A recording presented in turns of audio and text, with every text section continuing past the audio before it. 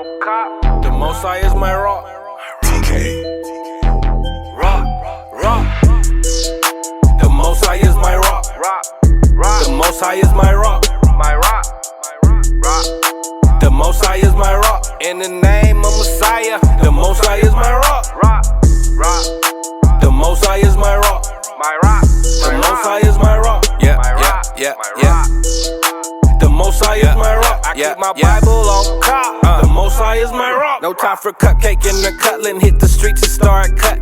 The Israelites are bubbling. The Israelites are coming. I don't celebrate Thanksgiving. You can keep the stuffing. No, thank It's you. pagan, disdain, it's vain, it's nothing. The European Union about to hit the button. And I feel sorry for you if you think the Lord is bluffing. He ain't. That's why I hit the booth and I tell the truth. Are you fishing with the truth? Homie, where's your fruit? Where's your fruit? If the Most High is your rock, don't treat him like a side piece. Come in this truth plan and treat you like a side piece. side piece. He's the God of mercy and wrath. Yeah. So do you wanna fly or do you? Keep the Bible on cop. The Most High is my rock. TK. Rock, rock. The Most High is my rock. Shalom! And welcome to the Israelite School of Biblical History and Practical Knowledge. We're located at 8524 South Braeswood Boulevard, and that's Houston, Texas, 77071. Our new class times are Monday and Wednesday, 7 p.m. to 9 p.m. Friday, 6 p.m. to 8 p.m. And Shabbat morning class, 10 a.m. to 2 p.m. We have another location out in Virginia.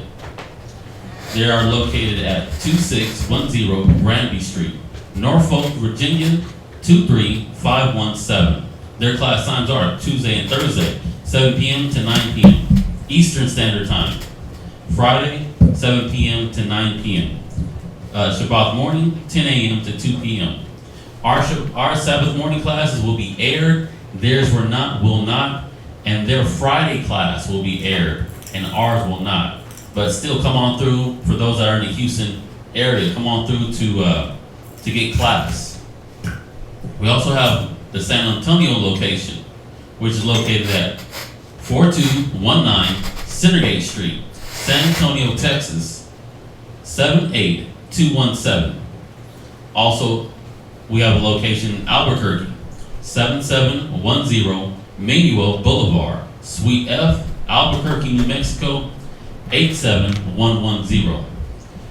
Just to let y'all know, the Feast of Trumpets is coming up. A holy day, and that will start on the 27th of this month. During that week, we will not have class. It's a 7-day feast. If you're not seeing any of the schools air their videos or go live on YouTube, we haven't disappeared. We haven't packed up. We're just for the feast. We are not going to be airing class. Isn't Trumpets one day and then Tabernacles is in October and that's the 7-day feast? We were talking about that last night in the business meeting. Wait, what? Let me see. Trumpets is the 1-day feast and then The Tabernacles Trumpets all day? is. No. Oh, wait, hold on.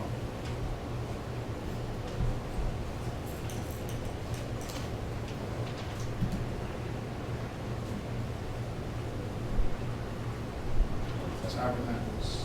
And then Right. Trumpets is the 1-day. Really? Okay. Then we got that. Okay, I thought they were both 7. Hanukkah, remember, is 7 and Tabernacles is 7 and Trumpets is 1 day. Okay. Okay, so Wow. a little Okay. correction. The Feast of Tabernacles is a 1-day feast.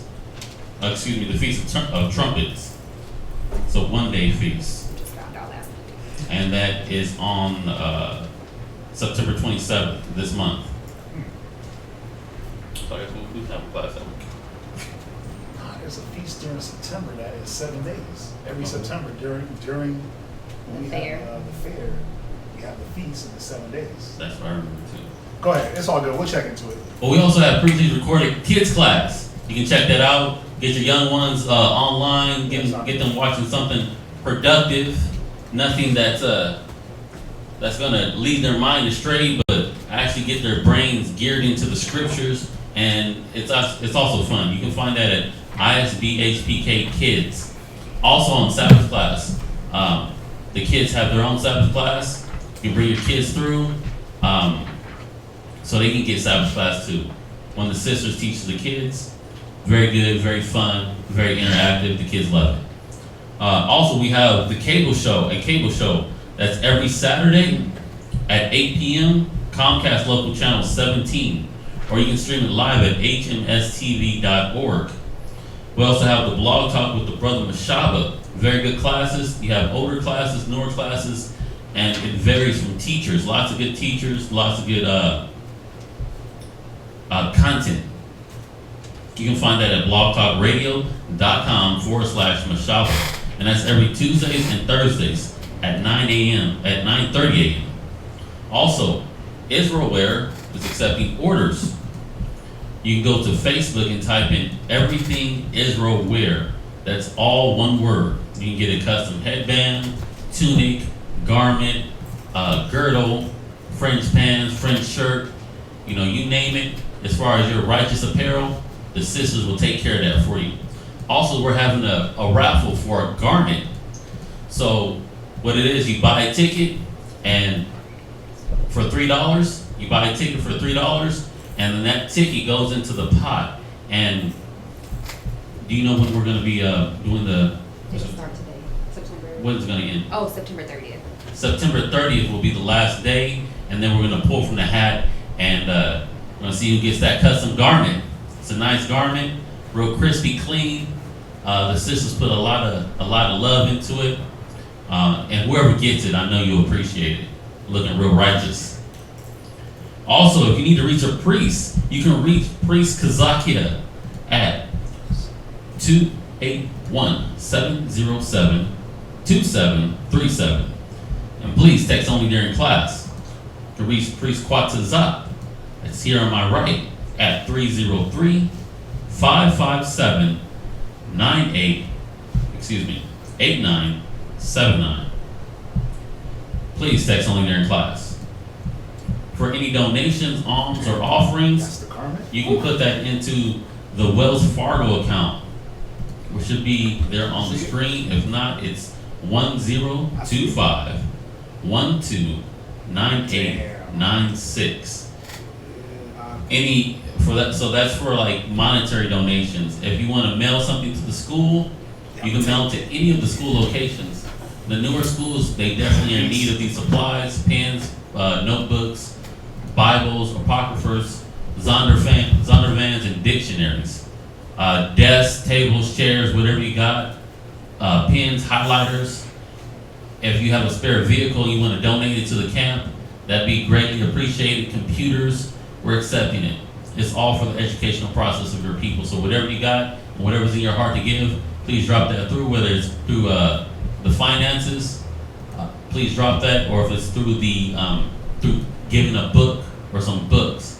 Also, it's the first, for everyone that have vowed the vows, we appreciate y'all, and it's greatly needed, it's greatly appreciated, and all goes towards, when it comes to the lights, the internet, the school building, and just the running of the school, the ministry.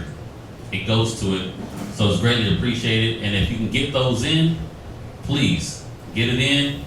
We love you for it, and you're putting your brick in any way you can. And we appreciate that.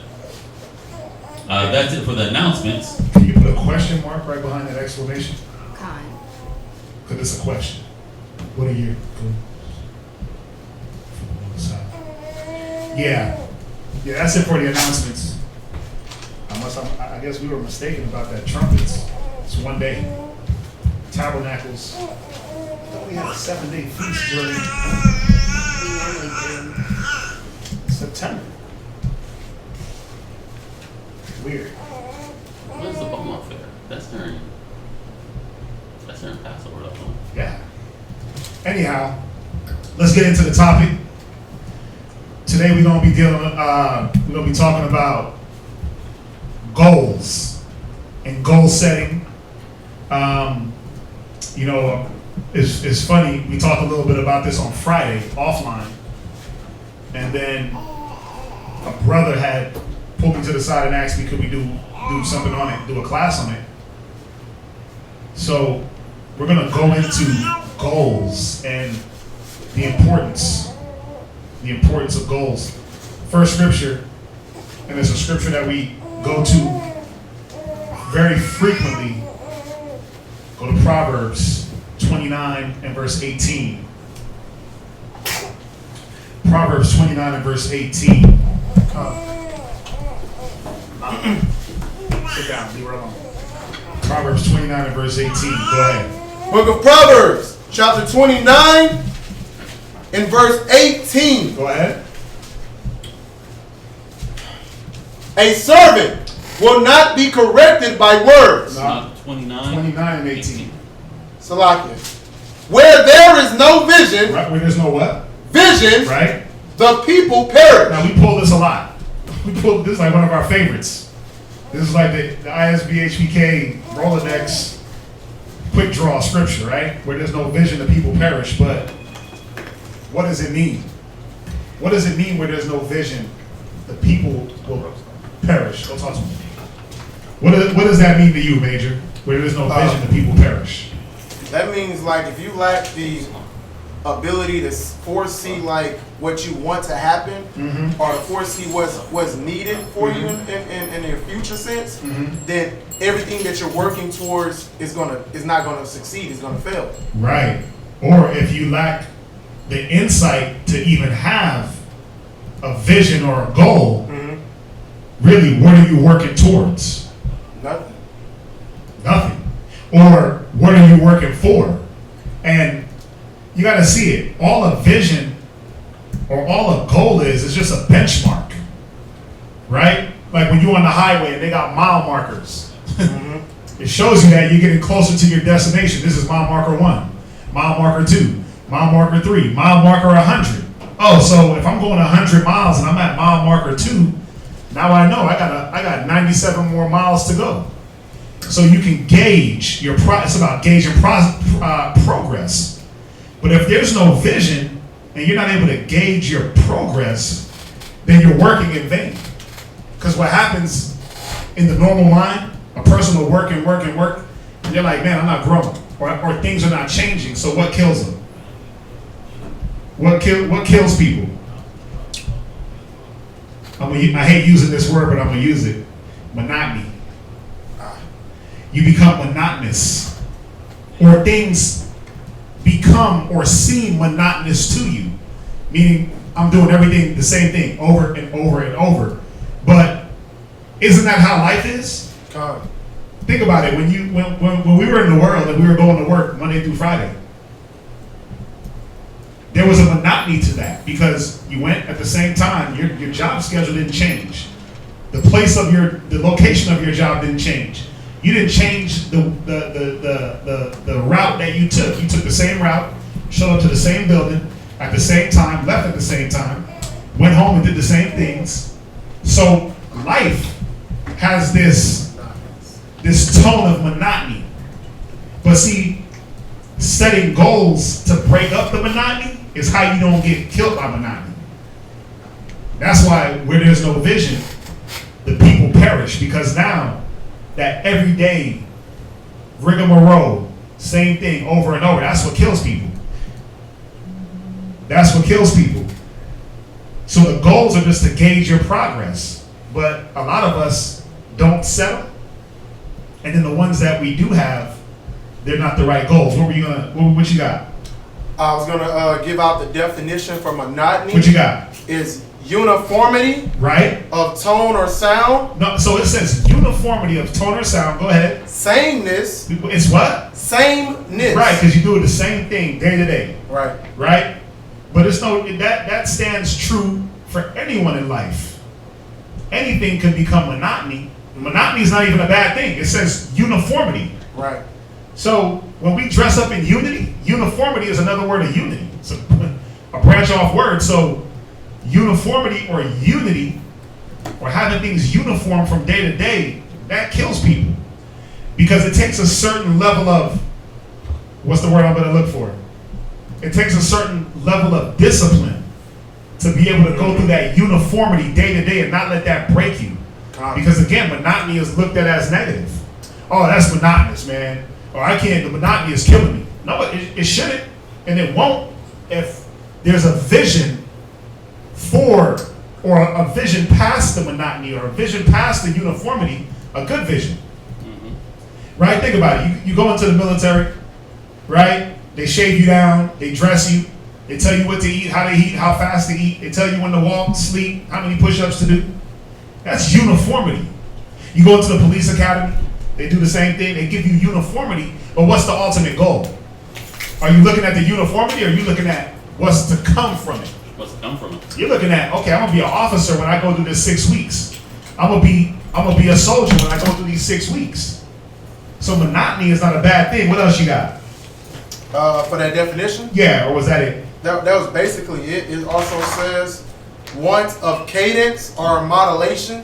Right, cadence. So even when you do cadence, that's talking about doing things the same, in order, togetherness. Right? So read that one more time. Proverbs chapter 29 verse 18. Go ahead. Where there is no vision, the people perish. Right. So where there's no uniformity, where there's no foresight, where there's no benchmarks, where there's no setting the gauges, where there's no checking progress, the people will perish. Go to Proverbs 21 and verse 5. Proverbs chapter 21 and verse 5. Go ahead. The thoughts of the diligent. The thoughts of the who? Diligent. Go ahead. Tend only to the plenteousness. Right. The thoughts of the diligent tend only to the plenteousness. Meaning what? A diligent man is going to say, well, how do I increase from day to day? But he's not just going to say it. He's going to set benchmarks and goals. He's going to set a mile marker. He's going to set a mile and say, you know what? Or a mark and say, well, to get from this to that, this is how I do it. So you got to think about it, then you have to implement it. But if you're not putting in play a goal, putting even in thought that I got to increase, because the goals, what are goals? Goals are just for you to increase. Now you got to ask yourself, for brothers and sisters that been here, am I increasing? That's one. And then, why am I not increasing? Well, do you have goals? Do you have benchmarks? Do you have a mark that you're trying to reach towards?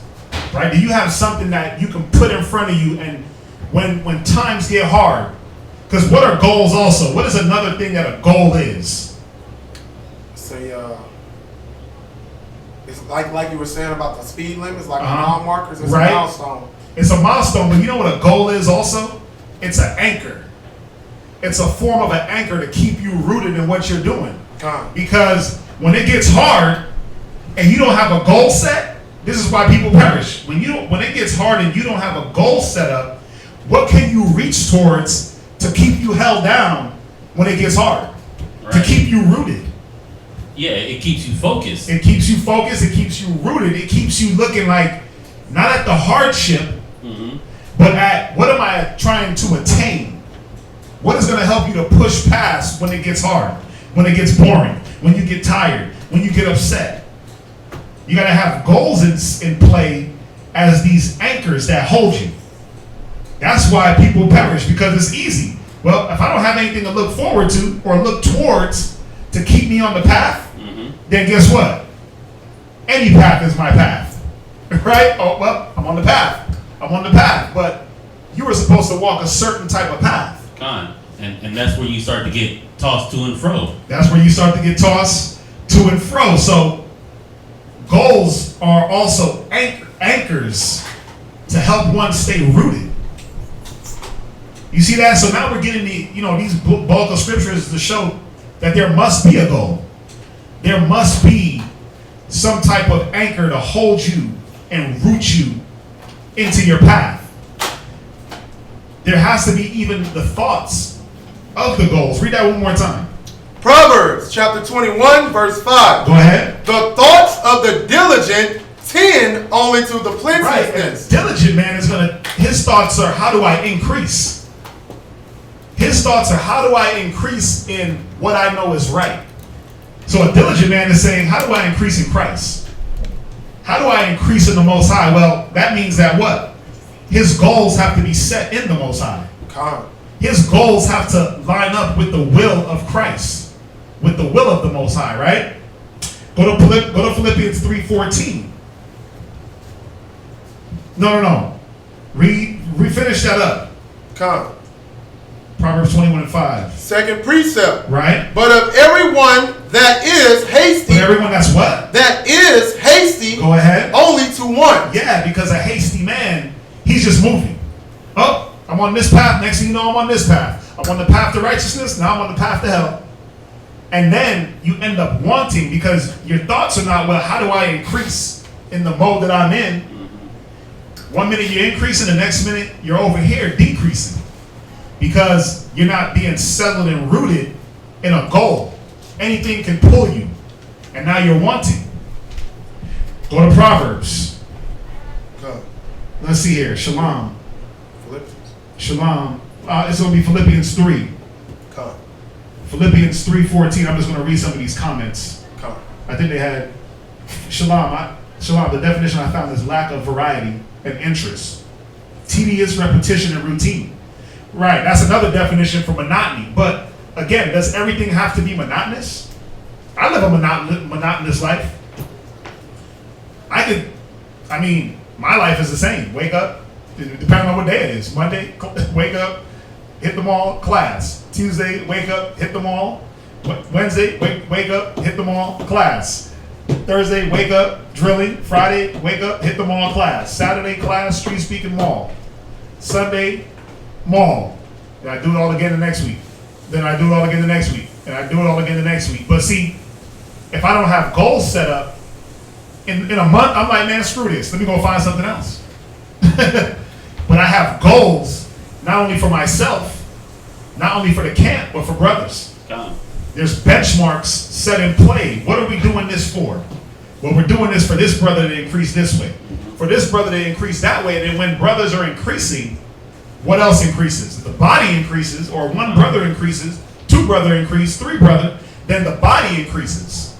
Right? And it's not just bodies, but it's spiritual increasing. So it doesn't have to be tedious in a negative outlook, because that's what everybody puts that label of monotony, that word. It's a negative. It don't have to be a negative. See, monotony is discipline. And that's what a lot of people lack. That's why they look at it. That's why they look at that word negatively. God, it's structure.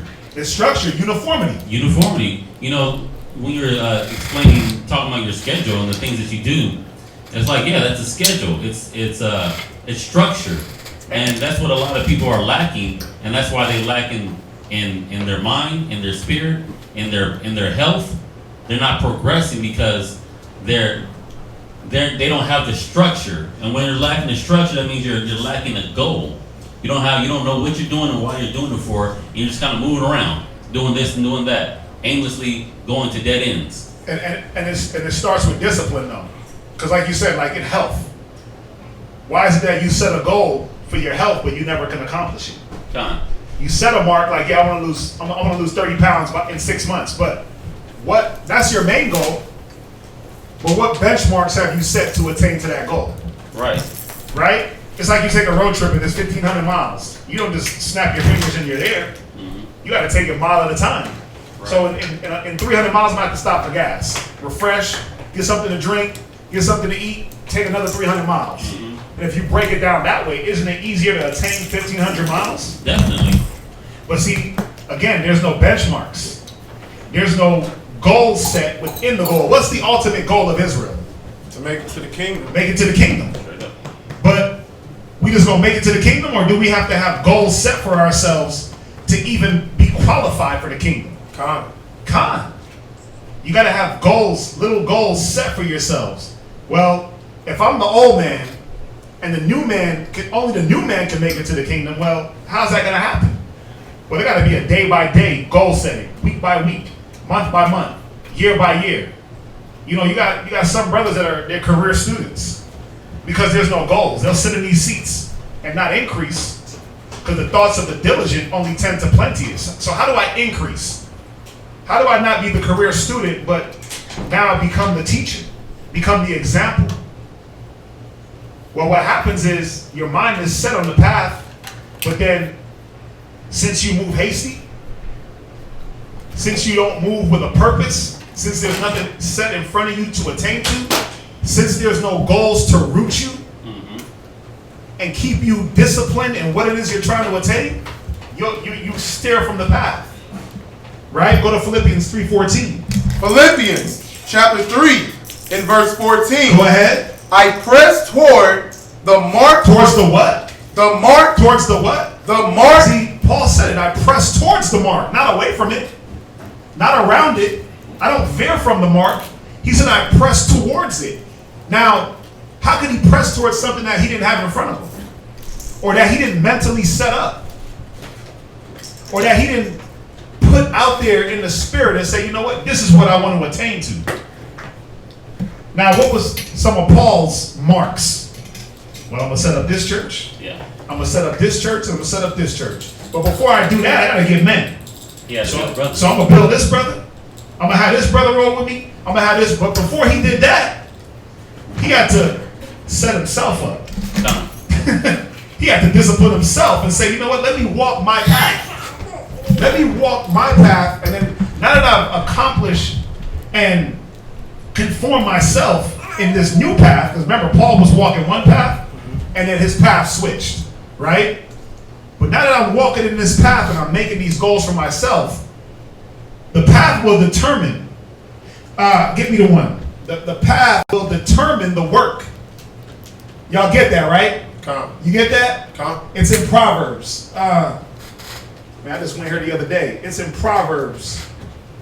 I want to say. Path of righteous grows brighter day by day. Not that one. It's Proverbs. Boom. There it is. Proverbs 16 and verse 3. Proverbs chapter 16 and verse 3. Commit thy works unto the Most Wait, High. do what? Commit thy works unto the Most High. Right. So when you commit your works unto the Most High, guess what he will always establish in you? Go ahead. In thy thoughts shall be established. Right. Those thoughts of the diligent, they will be established if you just continue in the work. Okay, I'm a trooper. Well, guess what? I'm going to commit my work to the Most High. So I'm a trooper. I'm going to commit myself to showing up to class, every class, for the next 6 months. I'm going to commit myself to being everything that the school is doing for the next 6 months. I'm doing it. I'm there. I ain't missing a day. That's what I'm going to commit myself to. And guess what's going to be established while you're doing that? The works. The next step is going to be established. Okay, so you did that for 6 months. Now guess what? Take your test. The Spirit is going to say, take your test. Oh, snap, I got to take my test. Hey, brothers, I need a test. Oh, you do? Okay, here. Well, you did 6 months of straight everything, class, street speaking, flyers. You showed yourself diligent. Done. So, okay, yeah, here's a test. Study that. Now you're committing your works in the test. Right? To move up from trooper to soldier. Then you pass the test. Then the thought is going to be, well, I passed the soldier's test. Officer's test. And then the point is, you're setting benchmarks in the work. The work that the Most High wants, you're automatically setting goals. Oh. You see that? Goals are automatically being set when you commit your work in the Lord. Read that one more time. Come. Book of Proverbs, chapter 16, verse 3. Commit thy works unto the Most High. Go ahead. In thy thoughts shall be established. Right, and the thought of what I do next will already be established. Those diligent thoughts of plenteousness, they will be established. Go back to Philippians. Book of Philippians, chapter 3, verse 13. Right? 14. Right? I press toward the mark for the prize. Right, see that? I press. Now, two things here. I press towards the mark to attain the prize. Right. Now, check it out. Paul had more than one mark. He had more than one goal to get what prize?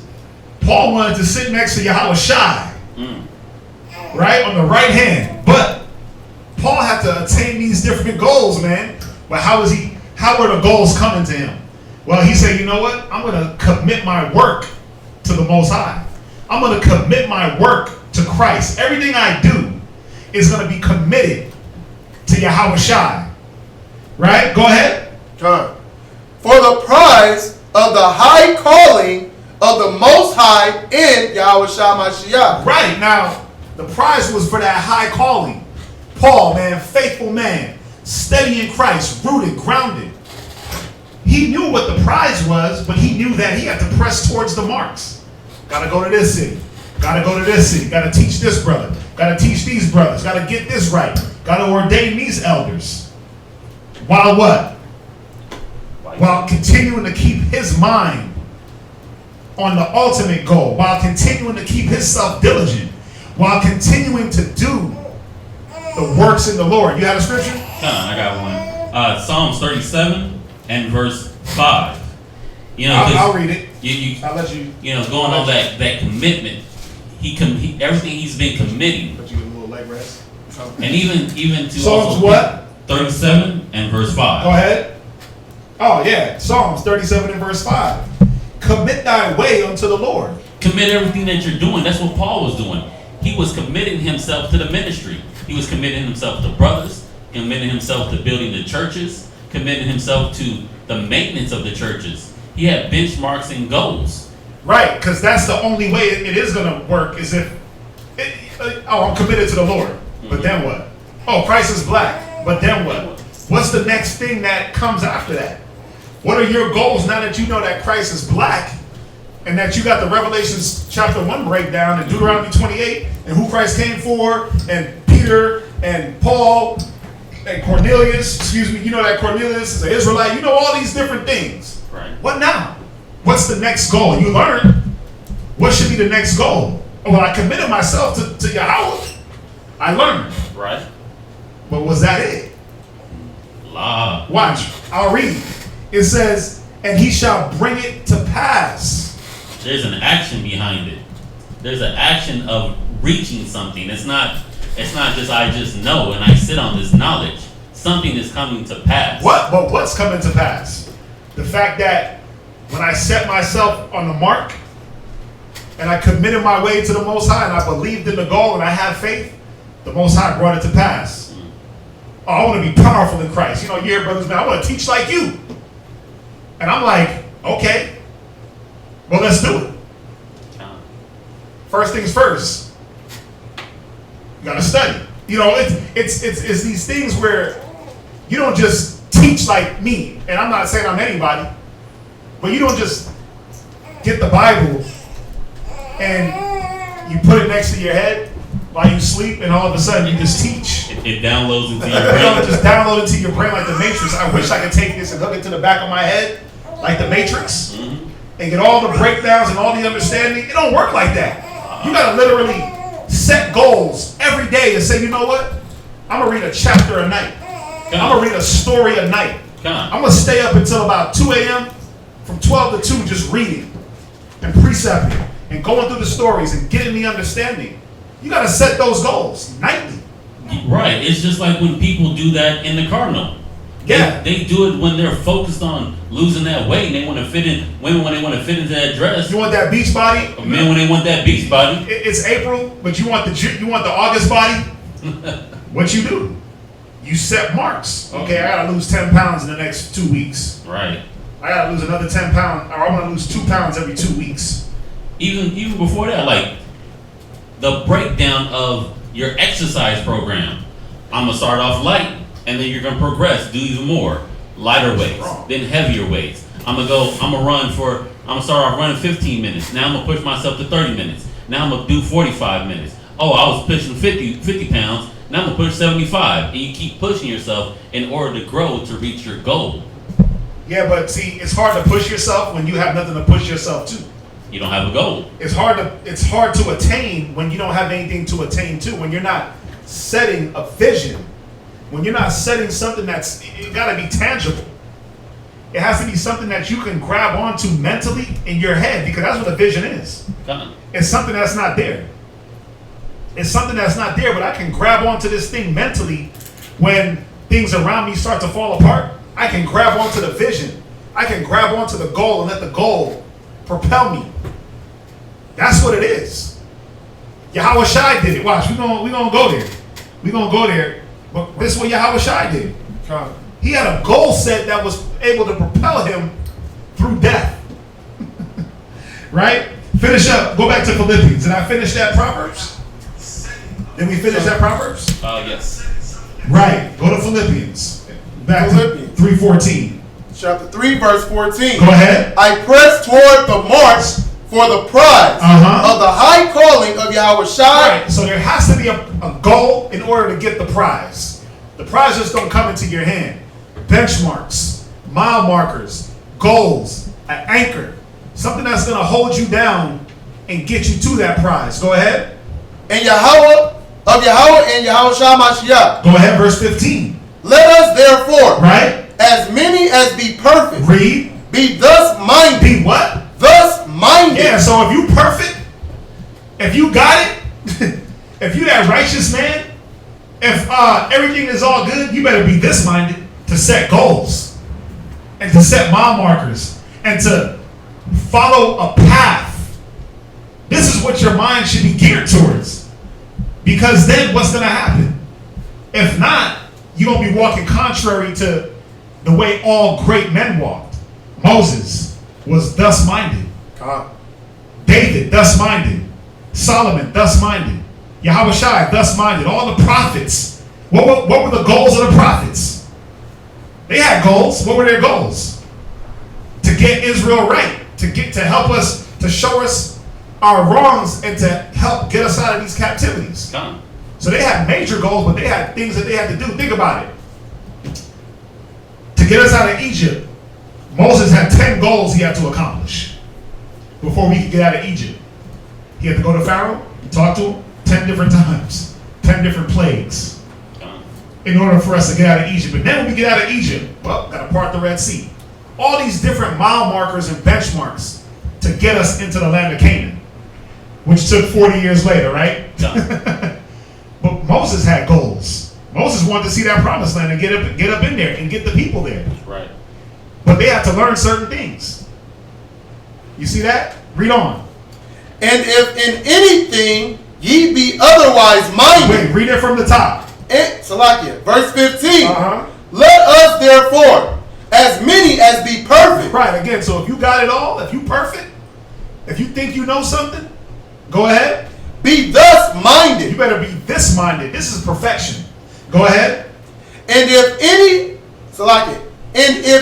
anything ye be otherwise minded. Go ahead. Yahweh shall reveal even this unto you. Yeah. And if in any way you have a contrary mind to, well, I don't need goals, or yeah, I got goals, but they're not rooted in and embedded in the will of the Most High, it's going to be revealed.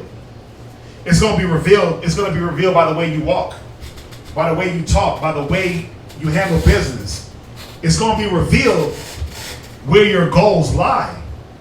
Because we all got goals. You got goals, right? What goals you got in the truth?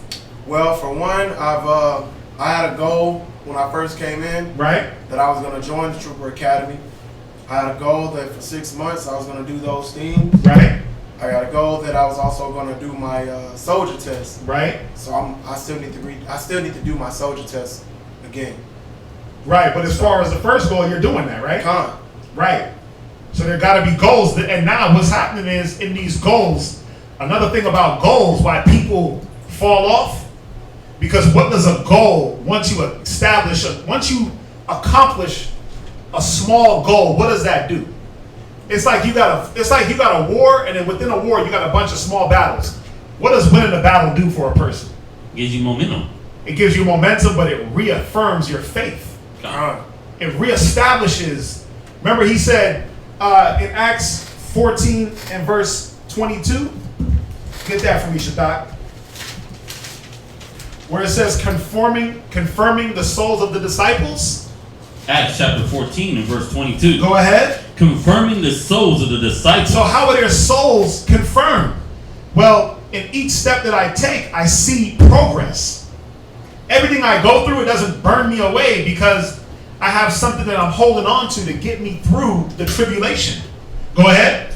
And exhorting them to continue in the faith. Right, but it wasn't just like, oh, continue, brother, continue, brother. No, it's like, hey, we got to fight because look at this man right here. We got to get him right. We got to fight because your family, that's a goal. We got to fight because this brother, he's a goal. All the things that are in front of us are goals. That we can say, you know what, how do we better that? How do we make that thing in front of us better?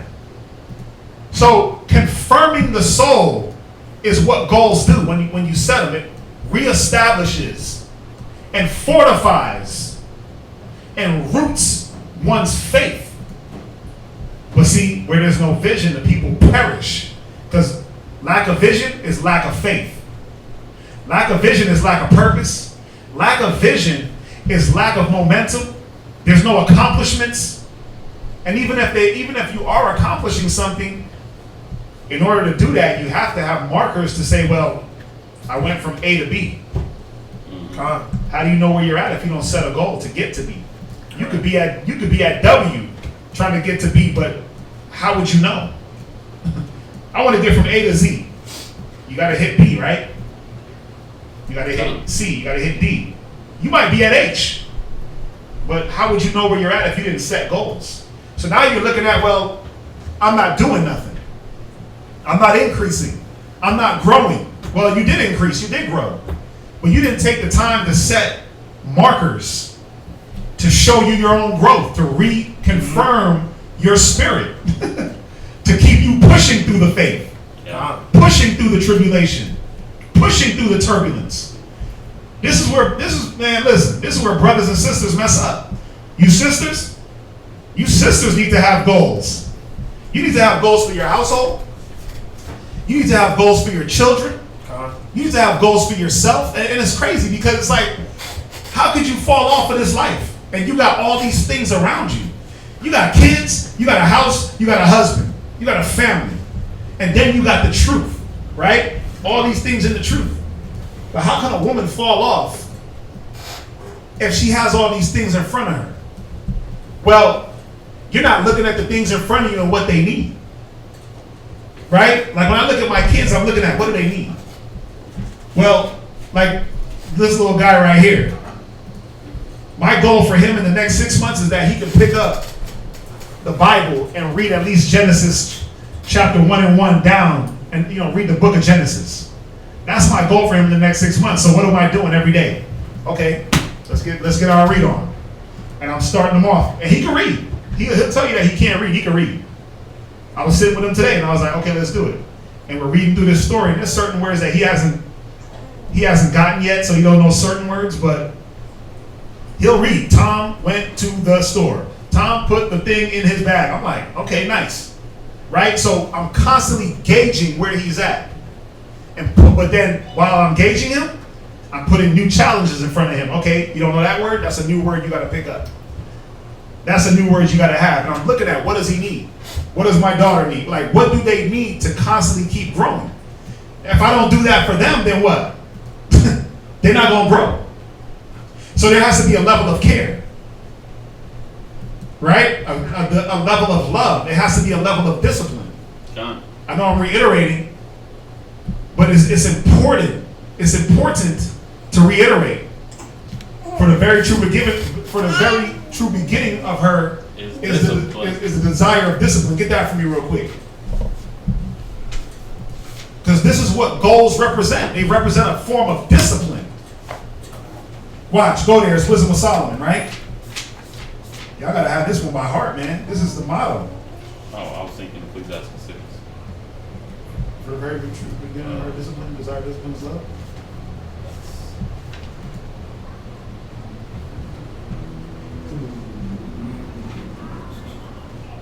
Right? You got it? Wow. You said Wisdom of Solomon? It's in Wisdom of Solomon, yeah. Or am I tripping? I'm on point today, man. Come on, I know I ain't tripping. Right? Let me find it real quick.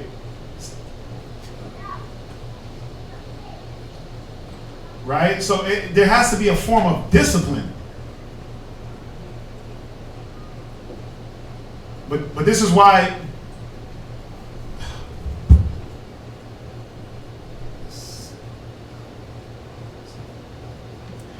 brothers and sisters don't attain. Wisdom of Solomon 6:17. Damn, I was just here.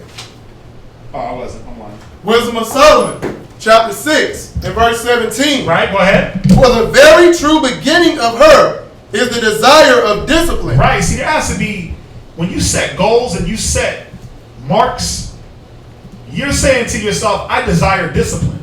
Because you have to have the discipline to attain.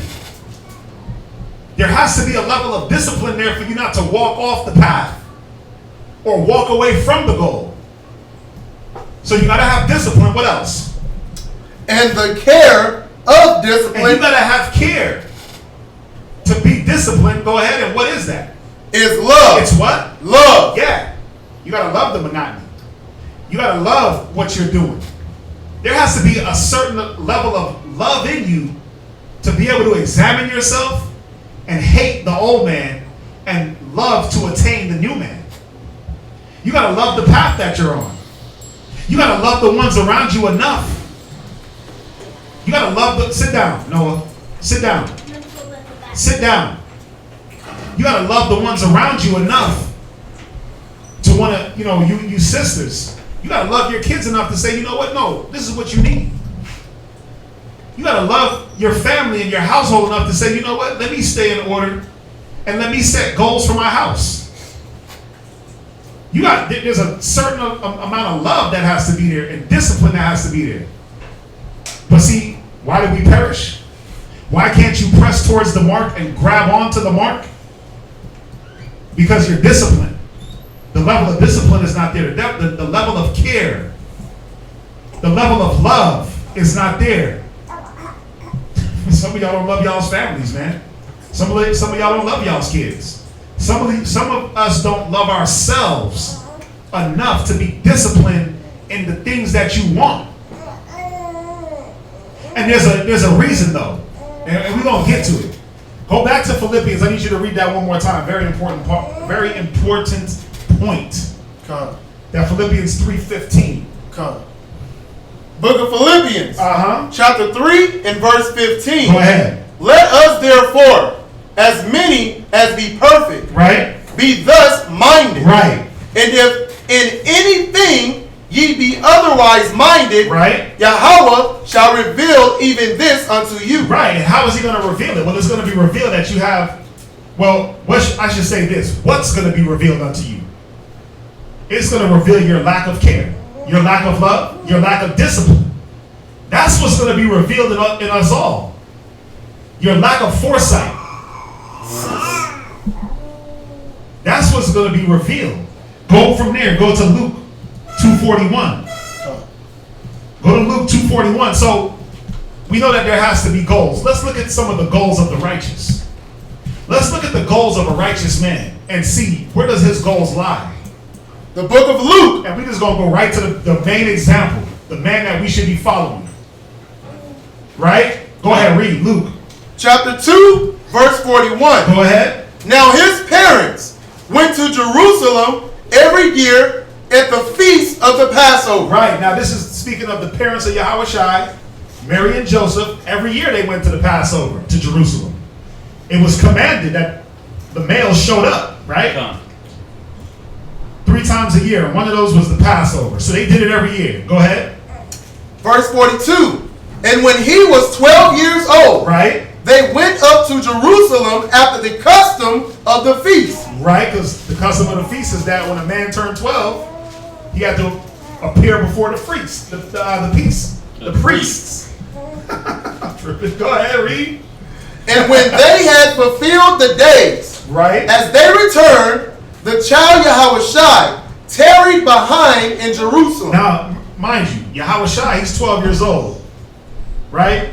You would look and say, well, why did he tarry behind? Like, what gave him the right? Right. Well, there was something about Yahushua that should be in all of us. He had a goal. He had a purpose and he had a reason. He had a mark that he was trying to grab onto. Go ahead, read. Come. Up to Jerusalem after the Salakia. Verse 43. And when they had fulfilled the days, as they returned, the child Yahushua tarried behind in Jerusalem. Go ahead. And Joseph and his mother knew not of it. Read. But they, supposing him to have been in the company, went a day's journey, and they sought him among their kinsfolk and acquaintance. Right. So Yahushua tarried behind, but they thought like, oh yeah, he's with Uncle such and such. Right. Right. He with Uncle Junior over there. He's good, but they went a whole day thinking like, yeah, he's with us. He was in the back. Yeah. But guess what? He wasn't, because Yahushua had goals. They left him at the mall. Nah, he left them at the mall. He left them. They didn't leave him nowhere. Watch, read on. Verse 45. Uh-huh. And when they found him not, they turned back again to Jerusalem, Right. seeking him. So they looked and they're like, man, I thought he was with you, Mark. No. Joseph, I thought, no? No. Oh, damn, we done left our son in Jerusalem. Let's go back and get him. Okay. Go ahead. And it came to pass that after 3 days they found him in the temple, Right? sitting in the midst of the doctors. So check it out. 3 days, man, they looking for him. And he's in the temple. Man, you see, little boy, real smart, quiet. Man, he's dressed like this. Mm-hmm. Oh yeah, he's over in that temple, man. He over there with, who was he with? No, go ahead. Where was he? He's in the temple with all the kids playing hopscotch and double dutch. Sitting in the midst of the doctors. Wait, he was with the who? Doctors. Wait, but he's 12 years old. He was with the doctors and who else? Both hearing them and asking them questions. Right, so this 12-year-old boy in today's society, but man, in that time, said, you know what, I gotta go sit with these doctors and these lawyers and hear them out and teach them. Go ahead. And all that heard him were astonished at his understanding and answers. Read. And when they saw him, they were amazed. Right. And his mother said unto him, Son, why hast thou thus dealt with us? Yeah, why'd you just get up and leave like that? Mm-hmm. Well, first of all, he didn't even leave. He stayed. He tarried behind. They left. He knew what he was doing. Why you deal with us like this, son? We've been looking at you for 3 days. Oh my God. You can only imagine. The mom that loses her baby in the mall? Right. And it's like, why'd you walk away from me? Look, somebody could have kidnapped you. Right. Yeah. Listen, I ain't gonna lie. I was in the mall yesterday. I take him to the bathroom. I had a heart attack. I take him to the bathroom. He uses the restroom. I'm using the restroom. I see him walk right by me. He washed his hands. I look and he's gone. So I'm like, wait a minute. Okay, looked around the corner, gone. Went out the bathroom, looked, gone. I was like, oh. Dang. And I was like, he went to the cart. But I took off in full sprint to the cart. He was standing there. I was like, I wanted to explode so badly. Because obviously he wasn't in Yahushua mode. Right. He was a little ass kid. I'm going to be rebellious, run away, do my own thing mode. Mm-hmm. And I grabbed him like, bro, you trying to get snatched up? That's how Mary grabbed Christ. Like, somebody could have kidnapped you, boy. Right. What's your problem? Con. Right? But what did Yahushua say? Behold, thy father and I have sought thee sorrowing. Right? And he said unto them, Right? How is it that ye sought me? And he was like, wait a minute. What you looking for me for? Y'all know what I gotta do. What you looking for me for? I know what I gotta do. It wasn't like, oh mama, I'm sorry, I just wanted to play games with the little boys. Nah. I wanted, man, they was over here riding their bikes and I want to ride my bike too. Right? What did he say? He said, how is it that you sought me? Go ahead. Wist ye not that I must be about my father's business? Wait, he said what? Wist ye not that I must be about my father's business? You don't know that I gotta be about my father's business? That I got these goals and accomplishments to handle? Like, you didn't know that? What you looking for me for? I got business to handle. Mm-hmm. I got things to do. Mind you, he was 12 years old and already at 12 was setting goals. Let me go talk to these doctors. Let me go talk to these so-called smart men. Right. Right? Let me go deal with them and really show them the kingdom. Let me start with them and work my way through the crowd. Yahweh Shai had goals, man. He had goals set up as a boy, as a 12-year-old. And it wasn't to play NBA 2K and do his own thing. He said, I'd be about my Father's business. Right? From there, go to Hebrews 12 and verse 2. So we're seeing that the righteous goals, two things about a righteous man. The thoughts of the diligent tend to plenteousness. What was the Father's business? Well, the business of the Father was to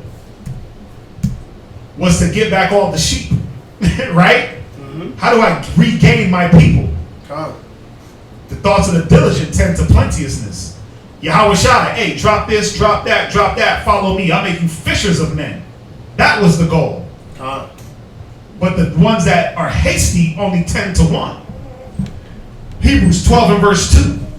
Book of Hebrews, chapter 12, verse 2. Go ahead. Looking unto Yahweh Shai. Wait, so the Bible says what? Looking unto Yahweh Shai, the author and finisher of our faith. So the Bible says to look at Yahweh Shai. Look at the way he did things. Look at the way he operated. And does that match up in your life? And that's what you got to ask yourself. Is the way Christ moves, do you move the same way? Are your thoughts his thoughts? Because Yahweh Shai didn't come and do nothing strange. Wow. Paul wasn't doing nothing strange. David, Solomon, they didn't do nothing crazy and outlandish and out the way, like believing in the Most High and doing his will, doing his business. Think about it. When Solomon built the temple 7 years, you mean to tell me he didn't have benchmarks and goals? What man goeth to war and counteth not the cost? Even in Nehemiah's time, they were planning on they started off building the walls. Right. Let's build the walls, the outer defense, and then we'll go from there. Right. Because what's the point of building a temple if somebody can come in and breach it? Come. Let's build up these walls. Right? Let's have a goal. Walls, temple, get the people together. Solomon, same thing. Let's build this. Let's build that. Let's put this wood. Let's get this amount of wood, this amount of gold, and let's build a temple. When he built his house, you think he had 14 years he just built? 14 years he was just putting the smacking wood together? Wow. And in 14 years he just had nothing to show for it? No. He had goals. He had goals set forth. Yeah, a plan of action. He had a blueprint. Everything mapped out to the T, exactly how everything was supposed to be laid out. If he didn't have everything laid out and then systematically reaching these goals to accomplish the outcome of the temple, it never got done. It should be a whole bunch of things slapped together. No structure, no order. Right. He had to have it. And even when things, you think that when he was like, when you build everything just goes perfect? A lot. No, but think about when you're building. Think about an architect when he's building. And they put 4 pieces of wood in the wrong place. Does he just like scrap the whole building? Man, scrap it all. You guys messed up. No, because he's like, wait a minute. We got a timetable. We got a goal to set. And this is going to be the finished project. All we got to do is just replace those 4 pieces of wood, put the right wood, and let's keep on trucking. Right? You don't scrap the whole project or build wrong to complete it. But the only way you don't do that is if you have that goal set up. You see that? So it said, looking unto Yahweh Shai. Now, we just looked at Yahweh Shai. He said he'd be about his Father's business. He knew what he had to go do from an early age. Now, what does this represent? Well, think about your early age as a babe in the truth. Because ain't none of us coming in at 12 and having no real understanding. But you are coming in as a babe in the spirit. But what is it saying that? Even as a babe in the spirit, you got to have goals set up so that you can get out of baby mode. You can get out of child mode. A lot of brothers are still in child mode. Sisters, child mode. When I was a child, I spake as a child. I thought as a child. A lot of y'all are still in baby mode. Like, when are you going to grow up? Well, you can only grow up when you see that I'm in child mode and I got to be in adult mode. How do I move and progress from a 12-year-old child to a grown man? How do I get my senses exercised? Well, the first goal, got to be taught, right? Gotta go through things. Gotta deal with things. Gotta counsel. Gotta this. Gotta that. There's so many different benchmarks and markers and things to grasp onto for men and women. Again, how do you get your children to grow up and progress? Well, they go from grade to grade, right? Well, you want to go to the 6th grade? You got to do the 5th grade. Right? So you got to do these things to get from the 5th to the 6th grade. So you got to do good in math, do good in this, do good in this, do good in this. And every day there's a constant refreshing. And what do they do in school? They don't just say, oh, 5th grade, 6th grade. They give you tests, they give you homework, and they track progress. Right? Because it builds confidence, it builds faith. It's like you were saying about the mini goals. Right. You know, those tests shows, okay, yeah, you're on the right path. Or where you need to tighten up at in order to reach the goal. You're behind. You got a D on this test, so you need to study more on this subject so you can get that CBA and progress in that subject. So by the time at the end of the year comes, you can graduate to the next grade. Right. Because you're not building the right way. You're not using the wisdom, the foresight to say, what is it that I want to get to? You know, a lot of us, listen, man, some of us think we got it already. That's the problem. Let's be honest. Some of us are moving like we've attained. And we ain't attained nothing. You happy with your little marriage? You happy, you happy with your kid? But there's so much more to attain. There's so much more to do to get the ultimate prize.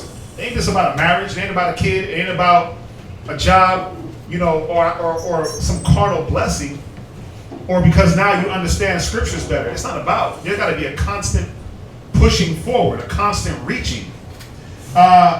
Finish Hebrews, starting from the top. Hebrews 12:2. Come. Looking unto Yahushua, right, the author and finisher of our faith. How did he author and how did he finish? Well, because he set markers and things to attain to. Then you see that the faith is reestablished day by day. Go ahead. Who for the joy that was set before him. Stop right there. So there was joy that was set before Yahushua. So what was this? What was the joy? What did that represent? Did it not represent a goal? Yeah, right? It represents a goal. It represents something that I can reach towards.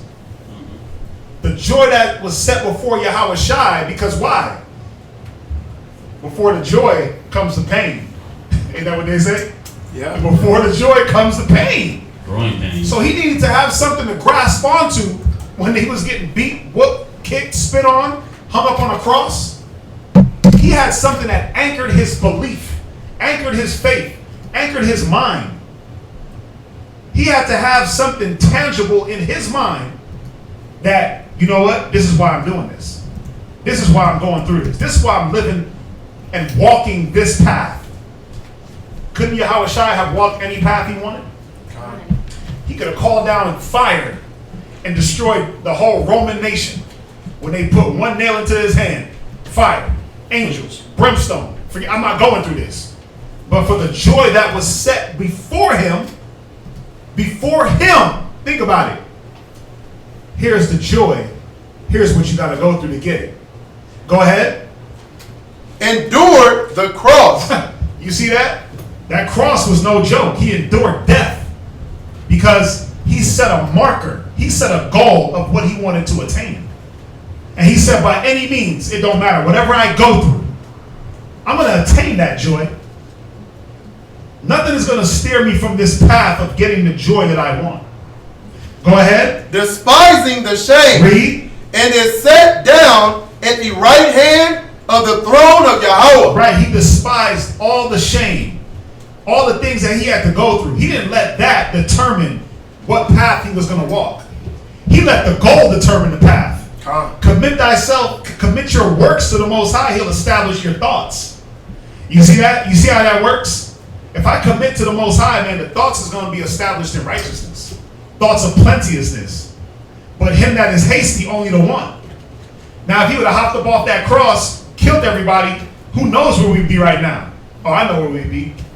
As soon as you bit into that pork, you be dead. Yeah. As soon as you walked around with pants on, you be dead. As soon as you bucked up as a child to your parents, they'd take you out and stone you. That's where we would be. You'd be living the letter of the law.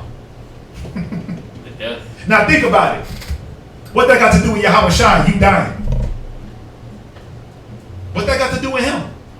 If you died for the law, what that got to do with him? Nothing. He could have been like, that ain't got nothing to do with me. That's them niggas. Y'all better follow the law. I ain't dying.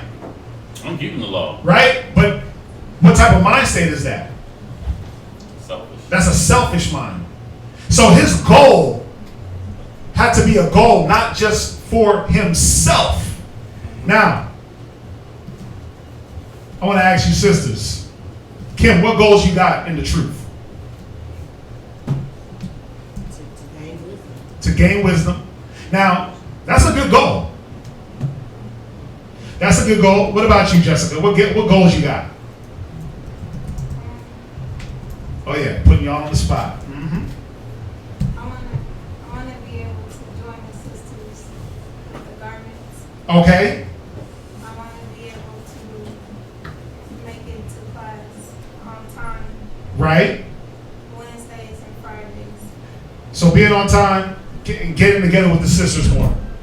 Martha, what goals you got in the truth? OG, triple, triple. To study more, Right. being able to counsel with the younger, sisters that's under me, Right. Being a better wife. So to study more, be able to counsel with sisters, be a better wife to her husband. What else? Getting better at garments as well. Right. Now let me pause you there. I like those goals. What is it about studying more that you want? Why do you want to be able to? What's the point of you studying more? To be able to learn. Right. And know what I'm doing, what I'm doing it for. Right. So, because why am I asking about studying? Don't a lot of people study? Time. Right, but it says knowledge puffeth up, right? So are you studying to be puffed up? Lie. To be able to blaze in the sisters? Lie. Oh, well, I got scripture, sister. Shut the hell up. Right? Or to sit on it in your car. Or to just have notebooks piled up as big as. Is that why you're doing it? Lie. No, right? So you're studying because you know it's going to benefit you, and it's going to benefit the ones around you. Because if you're studying, then you'll be able to counsel. Time. So your goals are goals of. Would you say your goals are personal? Yeah. They are personal goals because they sound like personal goals, right? Well, this is a personal goal. I want to be able to study so I can, be good. I want to be sharp in the word. Like the scripture says, say the answer. You jumped. No, you good. But the Bible does say that. First of all, because we study. I study. But what happens is, are you studying just to have it for yourself? Because if so, knowledge puff you up.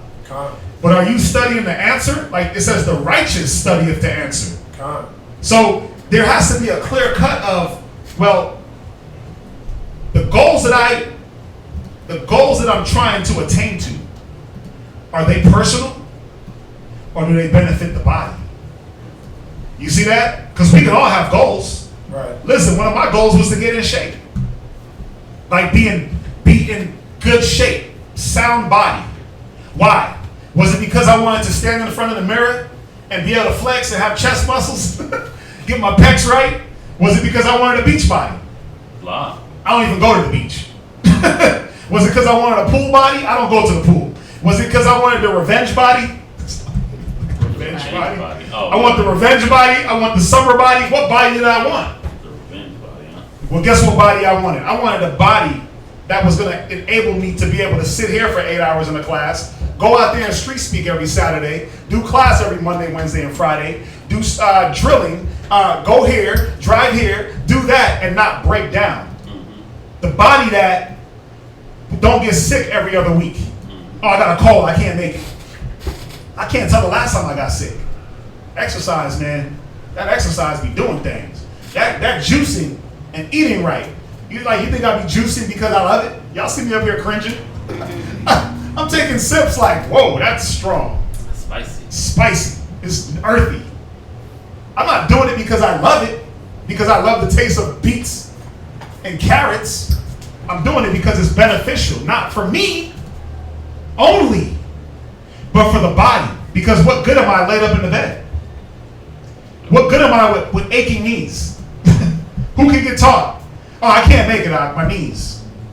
Oh, street speaking? Oh yeah, I can't do that because of my back, my knees, my leg. Oh, I got a headache. Oh, I'm sick. Oh, I got this going on. I got that going on. So I say, no, let me sacrifice, because it's easier not to work out, I'll tell you that. Oh, it's easier not to work out. It's easier not to go to the gym. It's easier not to live, get my body and run and sweat. That's easy not to do. But for the joy that's set before me, for the goals that I have, I got to go through the whole process of, and I'm using working out as a thing because that can be a personal goal. And why do most people work out? Well, I need to look a certain way. I'm not doing it for the look. I'm not doing it for the look. The look is the byproduct, right? That's the byproduct. Now, if I was doing it for the look, guess what would happen? Every time I stepped in that gym and left, I'd be hurt. I'd be injured. I'd go too hard because I need to make sure that my veins is popping out a certain way. Right. I got to make sure that my traps, I got to make sure I ain't got no neck when I leave out that gym. Because I'm looking for a look, but I'm not looking for a look. I'm looking for the means to an end. The look is the byproduct. That's going to happen. You work out enough, you're going to look a certain way. Right. But my goals are for the body. How can I be sufficient and efficient for a long term for the body? How do I keep up with these young gunners? Right? How old are you? 29. Damn. Oh my God, I wish. Ah! How old are you? How old are you again? Same age as you. Nah, but you're older than me. Nah, we same age. I don't remember how old I am. Did you have a birthday? No, it didn't come yet. Oh, well. The 8 or the 7? I'm the 8. I'm 38. Oh, okay. Okay, so I'm about to be 38. I don't remember my birthday. He reminds me. We're 6 months apart. Okay. But we got a lot of young brothers in the camp. I gotta keep up. I can't be like, oh yeah, today, nah, brothers, we can't. Because my kneecaps. Because I got a headache. Because no. So I'm like, push myself so that when we got to go out and perform, when we got to go out there and work, stand in that sun, I'm not catching a heat stroke. I'm not dying of whatever it is that a man can die from because he didn't set a goal. Dehydration and all that stuff. So I take care of my body. The byproduct of the look, that's going to be there. The feeling good, that's going to be there. But I do it for the body because I got to be at service. I got to be able to pop up at any time and make moves and lift this and teach for this amount of time. You can't teach, oh, well, I can only teach for 3 hours because if I sit too long, then what's going to happen is I'm going to cramp up and lock up. My body's going to lock up. Nah, I can't worry about those things. How would I be a benefit? You sit. I'm good. Oh, okay. Yeah, I'm good. How would I be a benefit? Now, see, the reason why I'm asking because a lot of goals are embedded in ourselves. A lot of our goals, they're good goals. Like, yeah, I want to study. I want to be able to get the knowledge, but why? Being on time, that's a very good goal. I'm a stickler for being on time. Now, why is that important? Because it shows a good example, right? If you got the husband that's never on time and you want the wife to be on time, she's going to look at you like, but nigga, you ain't never on time. So the example, you want your kids to operate a certain way, they look at us though. So we always got to say, well, the things that I want to set goals for, how is it going to benefit the next man, the next woman? Yahweh Shai could have hopped off the cross and been like, bruh, I'm not doing this. This ain't my goal, B. I don't care about what y'all got going on. Right. But that's what he had to look at. How is my goal going to benefit the nation? My example. How is my example going to benefit the nation? That's what it boils down to. From there, go to John 4:34. John 4:34. That had to be the example, man. All the goals. Being on time. What was the other one that you had? You said being on time and what? Oh, and getting around the sisters, right? Even that's a good goal. But it's there always has to be a question of why. What is what is the end game of wanting to be around the sisters? Well, is it just to be around to kill time? Or is it to build camaraderie? Is it Ephesians the 4th chapter, endeavoring to keep the unity and the bond of the spirit of peace? Is it for those things? Is it so that the aged women can teach me how to love my husband and love my children? You see that? Like, if the goal is not embedded in righteousness and in the will of the Most High, then the goal is pointless. I'm not saying y'all goals are pointless. What I'm saying is make sure that they align like how Christ, how Yahweh Shai's goals align with the Most High. It's going to tell us here. Read John 4:34. 4:34? St. John 4:34. Come. St. John chapter 4, verse 34. Go ahead. Yahweh Shai said unto them, My meat is to do the will of him that sent me. My what? My meat is to do the will of him that sent me. Go ahead. And to finish his work. No. I'm going to do a little bit of it and I'm going to go do my own thing. And to finish his work. See, Yahweh Shai's goals was to finish the work of the Most High. That was his meat. That was his portion. That was the reward he was looking for at that time. My meat is to finish the work of him that sent me. Again, and I use working out because you got everybody that's in that gym is working out to make themselves better. They're not working out for the next man. They looking at me like, damn, you getting swole. And I'm like, I can care less. As long as I feel strong, as long as when I bend down, my knee don't fall off. And if the way to do it is to have to lift a little bit of weights and do a little bit of cardio and keep my body active, if that's what I got to do to be able to be out there to street speak, to be able to sit up on this podium for hours, to be able to wake up and counsel, to be able to do all the things that just in this body we got to do. And then if I'm called, hey, I need you in San Antonio, let me bounce 3 hours in a drive and then go teach class in the same day. As long as I can do those things, keep up with my kids, keep them in line, because what use are you if you're 50 years old and your son is beating you up? I look at that. When I'm 50, little Noah's going to be 18.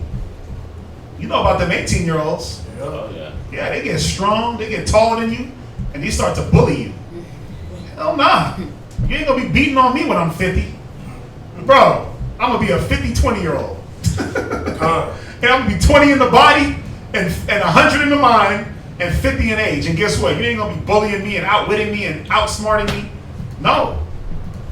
Remember, the scriptures say bodily exercise profiteth little.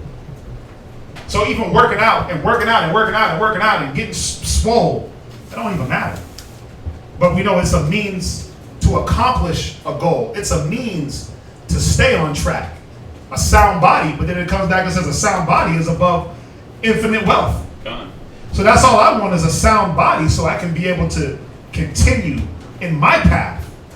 You see that? It's about continuing in my path. From there, go to St. John 10:17. Now, we hitting goals, we're talking about goals. We're talking about the attaining of goals, why they're important. What was the number one thing to establishing and retaining and accomplishing goals? What's the number one thing that a man has to do? And a woman. Be diligent. Okay, what's the first thing? Set a goal. Right? You have to set a goal. You have to actually set it. But now, think about it. Let me ask y'all this. And obviously all the answers y'all gave, they shouldn't be, but are your goals today the same goals you had when you weren't in the truth? Who has goals from the world or from 5 years ago that they still want to accomplish? Anybody? What's that? No. Yeah, go ahead. No, go ahead. No, Jessica, go ahead. You were talking first. I want to be able to purchase a property. Right. And own it. Okay. That's not a bad goal. It's not a bad goal. I mean, we all should own something. We all should, have a little bit of something. It's not a bad goal. Now, What's the what were you gonna say? I thought you meant like outside of the truth, like goals outside of the truth. Okay, what goals you got outside the truth? Yeah, like well, for one, it was my boys. Right. To spend more time with them. Right. And train and rear them up the proper way. Right. That was one. Okay. Who got goals outside the truth? Who got goals outside the truth? Anybody online got goals outside the truth? I like that. Who got goals outside the truth? I'm gonna wait for some online business. I want to see what y'all are talking about. Does anybody online got goals outside the truth?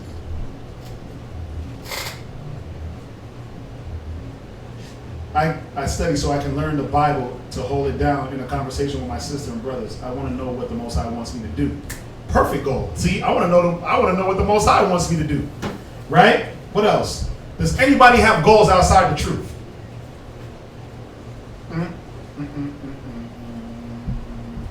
Okay. I'll let them answer. So goals outside the truth. Now, go to St. John 10:17. 10:17. St. John, chapter 10, verse 17. Now, the first thing to accomplishing goals is that it wasn't even about setting the goal. It wasn't about setting the goal. You got to know what type of man you are and say, well, is this type of man that I am going to be able to accomplish this goal? Can a carnal mind accomplish a spiritual goal?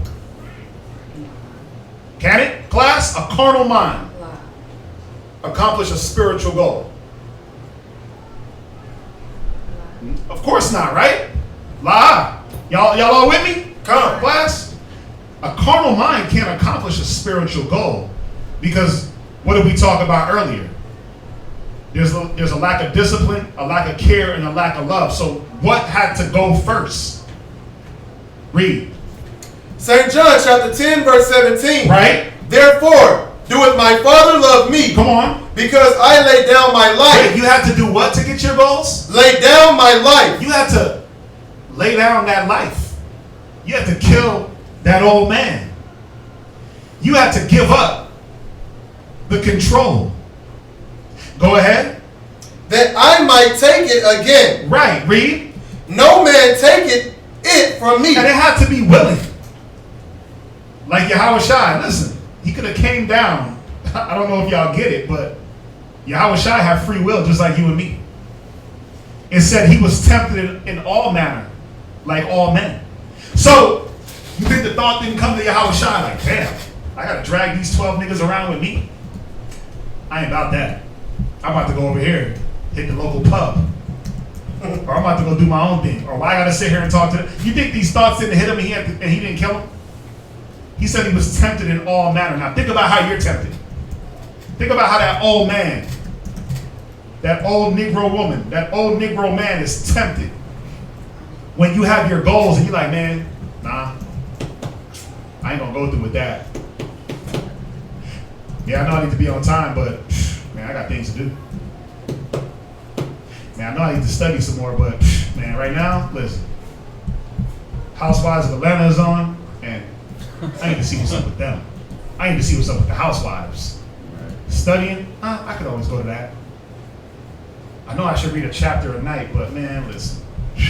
I'm gonna flick through Instagram, Netflix, Twitter, Instagram. I said that already, right? Facebook, Snap. I'm gonna do the thumb exercise. Man, I know I need to work out because it's for the betterment for me to be around in a good body. But I'm only exercising them thumbs. You know when you flick up and it makes like a whoosh sound? Whoosh, yeah. Like, whoa, you got a powerful thumb. I know I gotta do these things, but man, I'm not ready to give up that life yet. I'm not ready to give my life up. I'm not ready to, because what does it mean by giving up your life? What does it mean? Putting the Most High first. That's the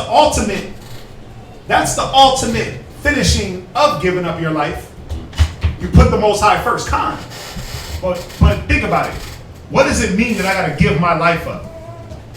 Give up all your wants and your desires that are fleshly. You gotta give up your wants, your desires. You gotta give up the way you want to accomplish things and do it the way the Most High wants to. So what comes back into play? Care, love, and discipline. I gotta learn how to be disciplined. So, because truthfully, you know what I want to do sometimes? I want to sit on Facebook and just look at everybody's life. But guess what I gotta do? No? Study. Let me take the Facebook button, disable it, and let me make sure that when I'm flicking through my phone, I'm looking for a scripture, right? To put into my class. Because if I don't stay on the path, if we don't stay on the path that's designed to accomplish the prize, what will happen is I'll veer from the path, and I'll be on the path of Facebook, and then Facebook, I hit one button that leads you to Instagram, then you hit another button, and all of a sudden you on somebody's Twitter, and you know what Twitter does. And then for some reason you hit a link on Twitter, you're in YouTube land. Because why? There's no direction, there's no goal. Well, the goal is to finish my class, right? So I got to stay on that path.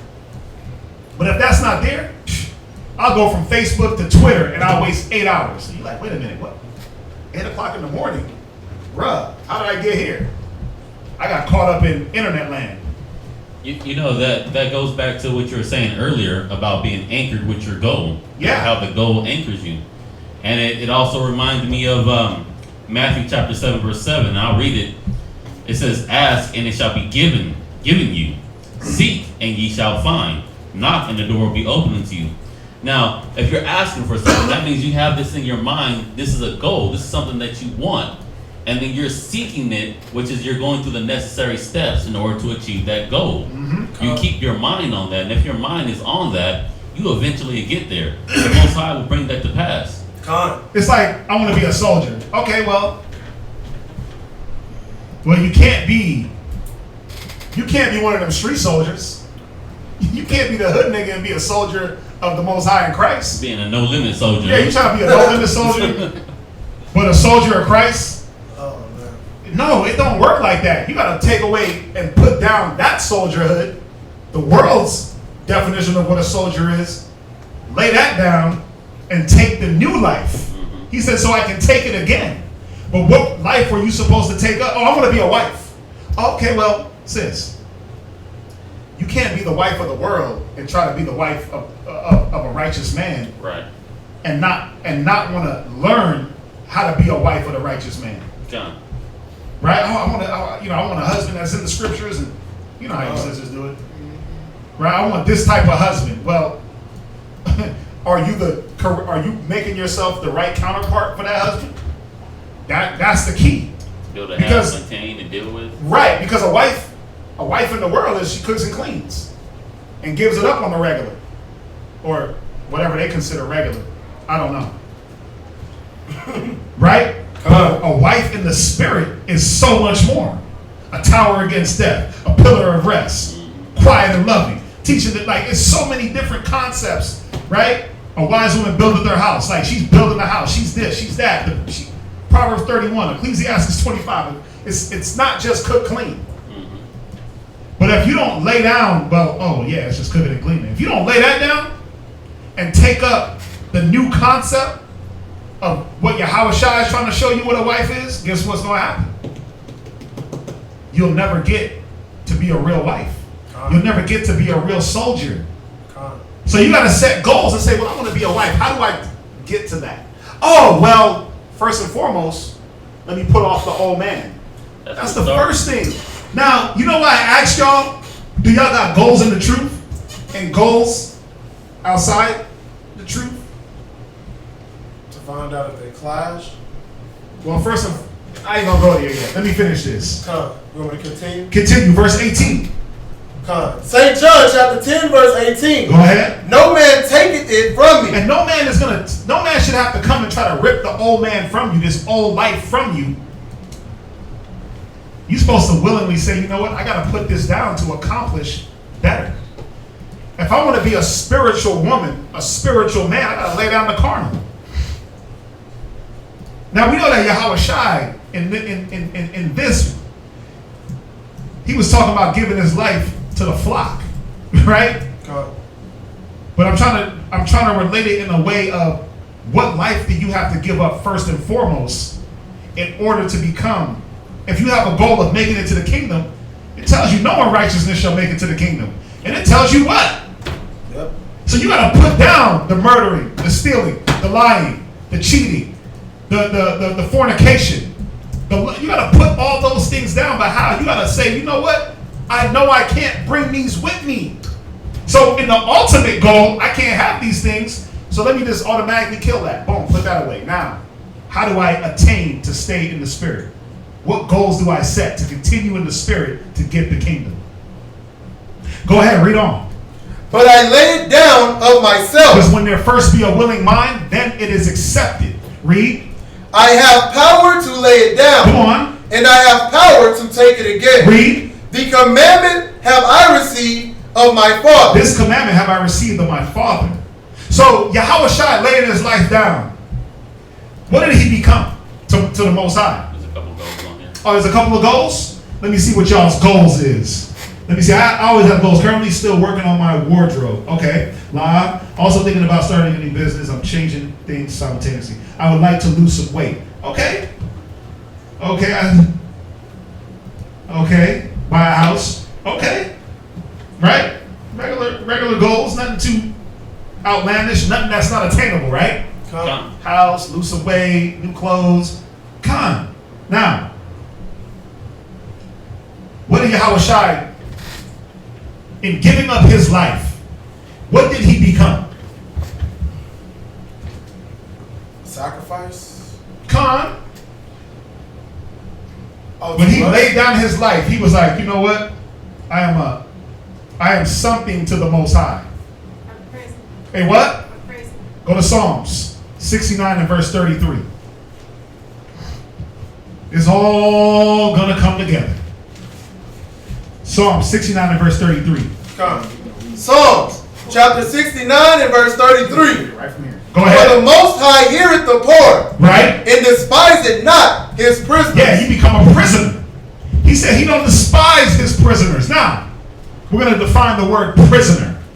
What you got? Prisoner. Right? One who is confined in a prison by legal arrest. By legal what? Arrest. Now, think about a prisoner. Think about a man that's in prison. He got arrested for doing what? Let's say doing murder. Right? He got arrested for doing murder. Put in prison for doing murder. Does he walk into the prison and continue to do what he was doing? Law. No, right? Well, we know they murder in prison. We know that. But my point is, why do they lock you up in a prison? Why are you arrested? Let's look up the definition of arrest. Arrest. Uh-huh. To obstruct. Hold on. Right. Let's finish with prisoner. One who is confined in a prison by legal arrest. Read number 1. A person under arrest. A person under what? Arrest. Read number 2.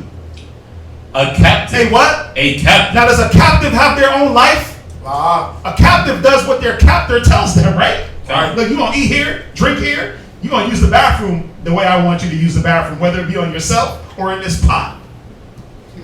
Go to jail, you be drinking pee water, because you're gonna use the bathroom in that same toilet, right? In jail, 23-hour lockdown, you're gonna go work out when I tell you to.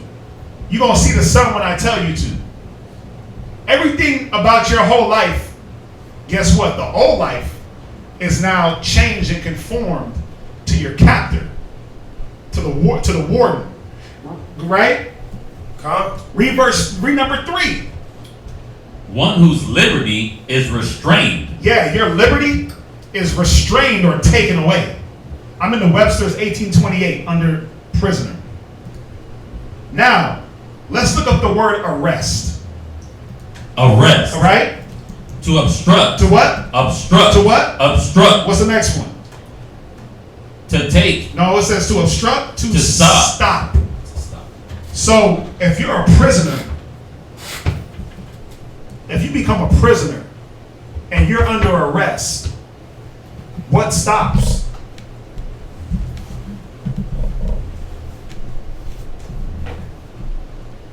know y'all don't get it yet. All the Go to Philemon 1 and verse 1.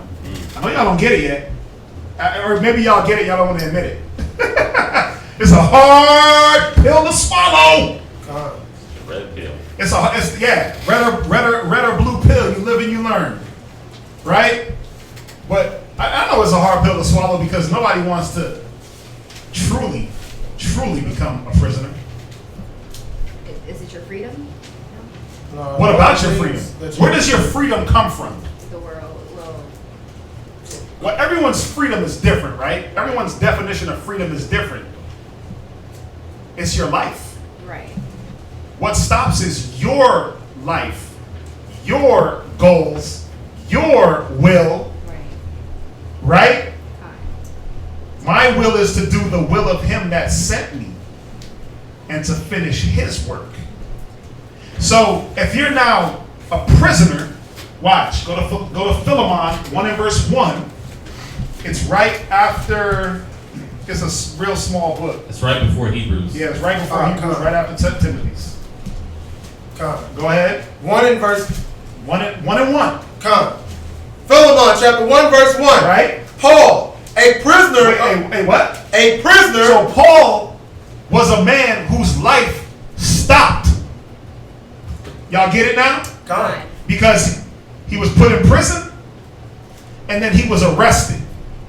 His life stopped. Now go back to arrest, Arrest. right? To obstruct. Right? To stop. Right?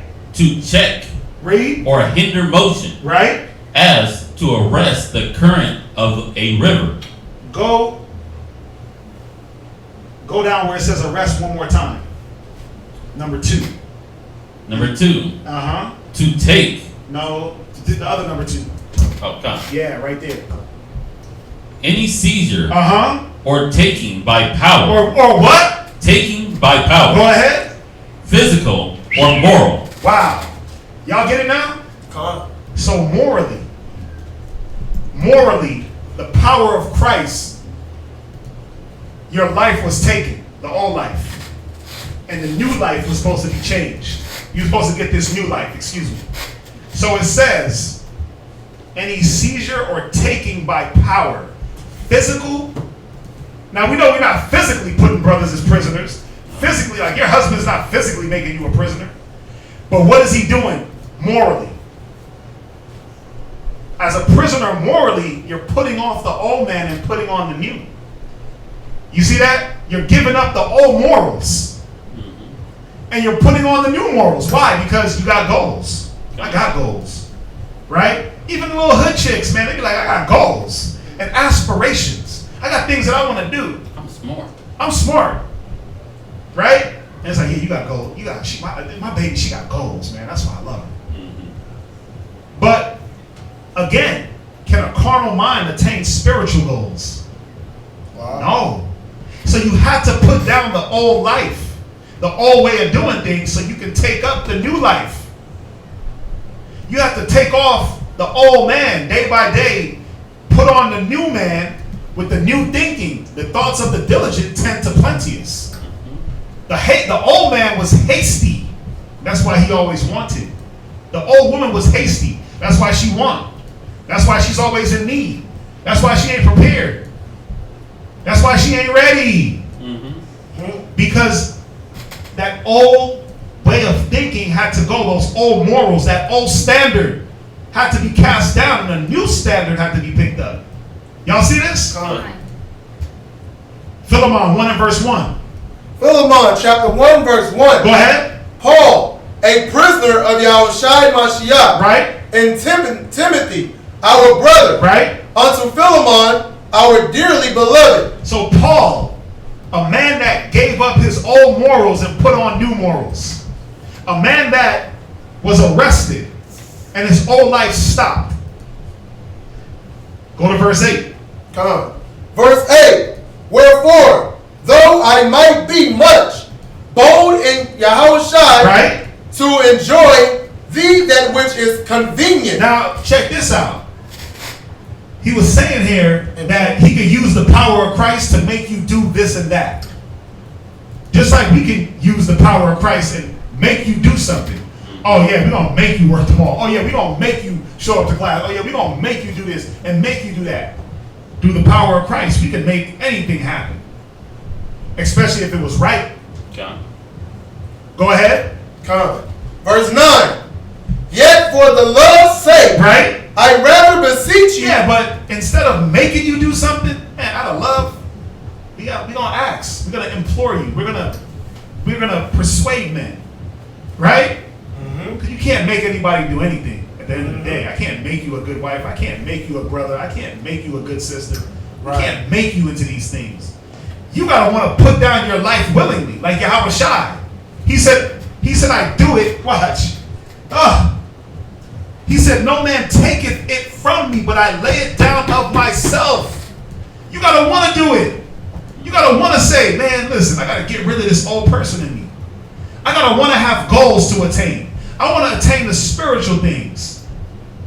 Now we can make it happen and do it by constraint and strangle you into the new life. But can we? No. Because it says, taking the oversight thereof, not by constraint, not for filthy lucre's sake. So he really can't make you. Force not the course of the river. It got to be in each individual to say, you know what? The old man didn't really have goals.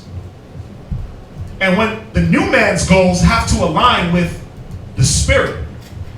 What time is it? Oh, that time. Now check this out. Read verse 9. Yet for the love's sake, Right? I rather beseech thee, Read. being such an one as Paul the aged. The what? Paul the aged. Now Paul is telling you here that Paul was a prisoner of Yahweh Shai and he was aged. So what's this saying here? That he went his whole life on one path with one set of goals, and even as an aged, I'm a grown ass man, dog. Yep. Right? I'm grown. I'm grown. I got this. He had to put down that old man and become a new man and become this prisoner. Arrest the old body. Stop the old mentality. Stop the old thought. The old way of doing things. He had to stop on the old path, cross over, and continue on a whole new path. Whole new life. Whole new life. But the only way for him to attain certain things was to do that. The only way for him to attain anything was for him to stop what the old man wanted, which was a killer. He said it. My old man was a blasphemer, a murderer, a killer, a thief. He said that, right? Now, how can the old man, how can a killer and a thief attain spiritual things? Spiritual goals, he can't. So you have to put down that old man. Go ahead. And now, also a prisoner of Yahweh Shai Mashiach. You see that? Go ahead. I beseech thee for my son Onesimus. That's it on that. So, we got to see that Paul, as an aged man, had to give up. Had to arrest that old man. That old mentality, those old morals. Just like all of us. Day by, he said, I die daily. Right? So every day, there was this prisoner. There was these shackles of wisdom. Because that's all the prisoner is. Yep. Shackles of discipline. Shackles of love. Shackles of care. How can Paul travel to all these different places if he didn't give a damn? And teach anybody? How could he? It wouldn't be worth it, right? And he probably would have got bored.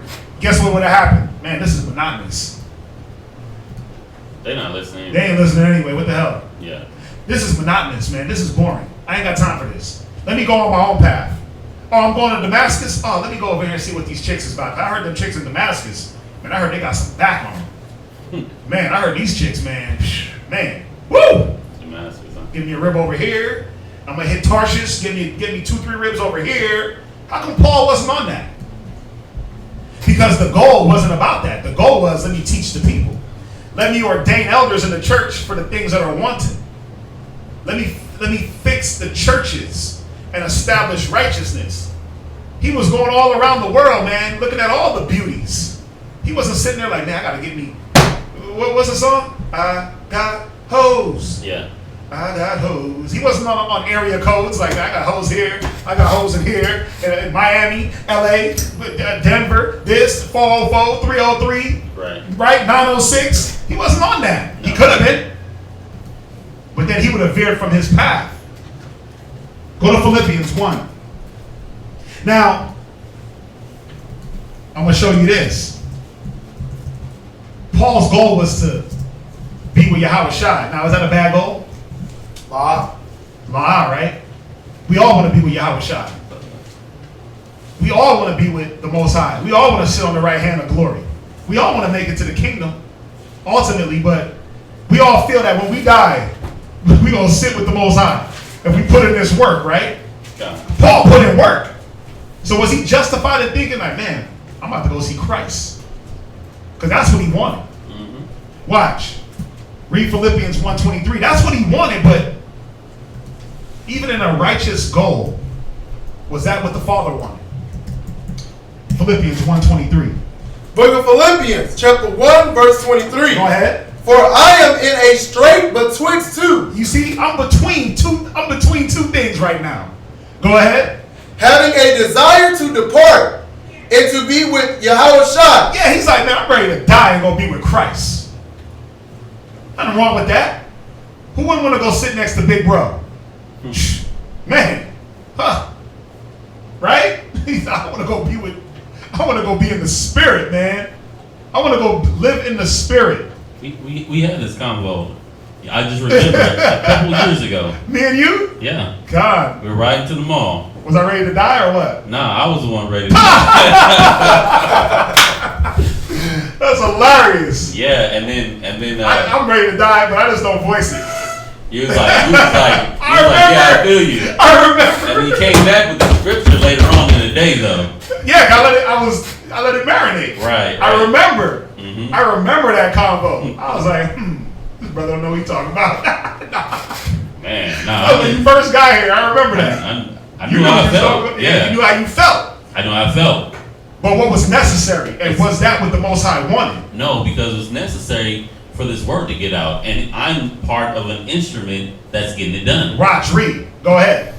Which is far better. Right? He said it's to be with Yahweh Shai is what? Far better. Come on. Nevertheless, to abide in the flesh, right, is more needful for you. It's more what? Needful for you. You see that? So Paul had goals to get to the kingdom. But he understood that his will and what he wanted had to come secondary. And guess what? Y'all don't think that Paul is sitting in glory right now? Of course he is. Paradise. But he could have been like, you know what? I did enough, cuz I'm about to go sit over here and die, and I'm gonna go see Christ anyway. But he said it was more needful for him to be with us. Why? Go ahead. In having this confidence, right, I know that I shall abide and continue with you all for your furtherance. For what? Furtherance. For your furtherance. So Paul, even in a righteous goal, in a righteous mark that he was trying to attain to, said, you know what? It's better for me to be with you. Mm-hmm. It's better for me to be here and suffer these things in the flesh. My will's going to come second. What I want is going to come secondary. Go ahead. In joy of faith. Right. Go to 2 Corinthians 6 and verse 11. Woo, woo, woo. Man, y'all understand how cold that is. He had to put himself off even to want to attain something in righteousness. Knowing that both things were righteous, but what was more expedient at the time? To be with the brothers. To accomplish that small goal, small feat, to get to the big goal. 2 Corinthians 6 and verse 11. Now this is the problem. Because everybody's saying they got goals outside the truth, right? Mm-hmm. Now, I'm going to tell you straight up, that's a problem. When you got goals outside the truth, you know what it tells me? It tells me that you haven't gained the concept that you only have one life, not two. Mm-hmm. Anybody that says I got a goal outside the truth, that means that you still think you have two lives. and you haven't laid down your life like Yahweh Shai. Because a goal outside the truth should be a goal in the truth. A goal outside the truth should help the truth. Again, working out, that's a personal goal. But I know the benefits for the truth. Studying is a personal goal. Just like Major. I want to hang out with my son and teach him and spend time and do all that, but why? Is it just oh son, we spent time together, we threw the ball, blah blah blah blah blah. No. Because the time that I'm spending with him is like today. Man, what did he say to me today? Oh my God, he said something real weird. I was giving him a bath. I was giving him a bath, and he said something about his genitalia, right? And I was like, nah, you can't do that because the scriptures say such and such. A man that's struggling in the privy parts, in the stones, he can't enter into the kingdom, into the congregation. I was like, nah, bro, you don't want to do that. You can't. Don't talk like that because this is what the Bible says. So when I'm talking to him, it ain't like, oh yeah, let's kick it. Because we do kick it, we hang out, we ride the bike, but it's always a teaching moment. It's always, no, you can't talk like, we saw a frog. We see all these frogs by our house. It's getting to that season where you get all the frogs and lizards. I think I told y'all this before. There was a lizard, it happened last night. And I keep trying to steer his mind away from this. Seeing the frog. Dad, let's kill it. I'm like, no. First, when he seen the lizard, he was like, let's murder it. I was like, bro, first of all, where are you getting that from? And I had to walk him through murdering is wrong, and you don't murder animals. You don't murder anyone. I had to take him through that concept. The Most High don't like that. He looks at that wrong. So in spending time, why do I want to spend time with my son? To say I did it? No. I want to have him sit right here. I want one day where I say read, and it's his little baby voice. Just like Kazakia, right? A couple of classes ago. All you hear is reading. You hear a little voice, little Mawala. Yeah. And I was proud. I was like, hell yeah. Yeah. That's what I want for Noah. I want to be able to hear him read, and he's like a little mouse. Because he ain't going to have no power and no bass, right? Not until he gets older, but that's my goal for him. So I'm going to spend all the time I can to do what? To keep his mind on a path. To keep my mind on a goal. So my goals, and y'all got to see it that my goals and our goals have to be in the truth. But if you're in the mind that I have a goal in the truth and a goal in my life, then you're not fully persuaded in your mind that this is your life. Read, and I'll show you. Read 2 Corinthians 6 and 11. 2 Corinthians chapter 6, verse 11. Go ahead. O ye Corinthians. Read. Our mouth is open unto you. Right. Our heart is enlarged. Right, because that's what we do. We open up our mouths and we talk. Brothers, sisters, walk this way, do this, study, read, blah, blah, blah, and our mouth is just, our hearts are enlarged. Go ahead, what? I was going to say the same thing. Our hearts enlarged. It's full of feeling, care, emotion. We're not just saying it just to be saying it. Yeah. We actually care about the people we're talking to. Right, we ain't just like, oh, y'all gotta study. Right. We're like, man, listen, y'all gotta study because blah, blah, blah, this, thing. Like, we're feeling for y'all when y'all don't. We feel for y'all when y'all go through things. Because we've been there. But we know what it takes to get past things. We know what it takes to live joyous, to live prosperous, to have the thoughts of the plenteous. We understand what it is to have goals and to accomplish. So we're opening our mouth, opening our heart, and pushing, brothers and sisters, right? Go ahead, read on. Verse 12. Right? Ye are not straitened. No, you are not strained. Come. Go ahead. Ye are not strained in us. See, and you know what? When it's talking about strained, it's talking about, I'm going to use a few different words here. Weakened, double-minded, unsure, faithless. You're not that way because of us. We're the ones pushing and imploring brothers to be strong and sisters. We're the ones up here day in, day out, pushing and trying to put logs into your fire. You're not weak and faithless because of us. So like y'all, I believe that is straight.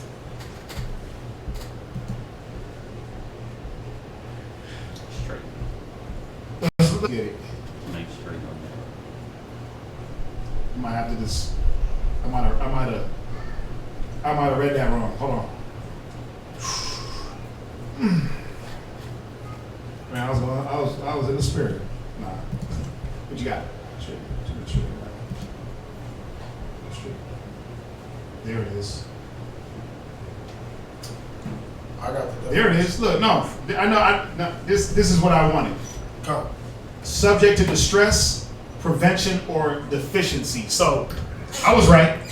I might have pronounced it wrong, but I know where I was going. Come. So the definition: to be subject to distress, privation, or deficiency. So you're not deficient, and it's the same thing. Weak, faithless. Right. right. So you're not weak, faithless. Because us. You're not double-minded because of the fact that we're not pushing you. We're pushing you. Come. Go ahead, read on. But ye are straitened in your own bow. In your own where? Bow. You know why? Because the thought is, well, I know I got goals in the truth, but I got goals outside the truth, and I'm not accomplishing these goals over here. I'm not spending the time with my kid that I need, but you are. But how do you spend it? I'm not spending the time with my rib. You know, we were supposed to go see all the Avengers. We were supposed to watch all the Marvel movies in chronological order. Right? We were supposed to do it all that way, and we were supposed to go travel the world, and we were supposed to do this, and we were supposed to do that, and we were supposed to have a beautiful relationship. We were supposed to have beautiful communication and lovemaking. But see, the point is this, and the problem is this. The reason why things are strained and weakened is because you forgot that this is supposed to be your life. That you didn't have two lives, that you couldn't take the old man, the old life, and engraft it to the new life. You couldn't have a life here on the right hand and a life here on the left hand. A lot of us do. A lot of us still have old man goals. Why? Because you didn't lay your life down like Christ and say, here it is, Father, let me give up. Let me arrest the old man. So that old man is still running wild like, nigga, I gotta accomplish these goals.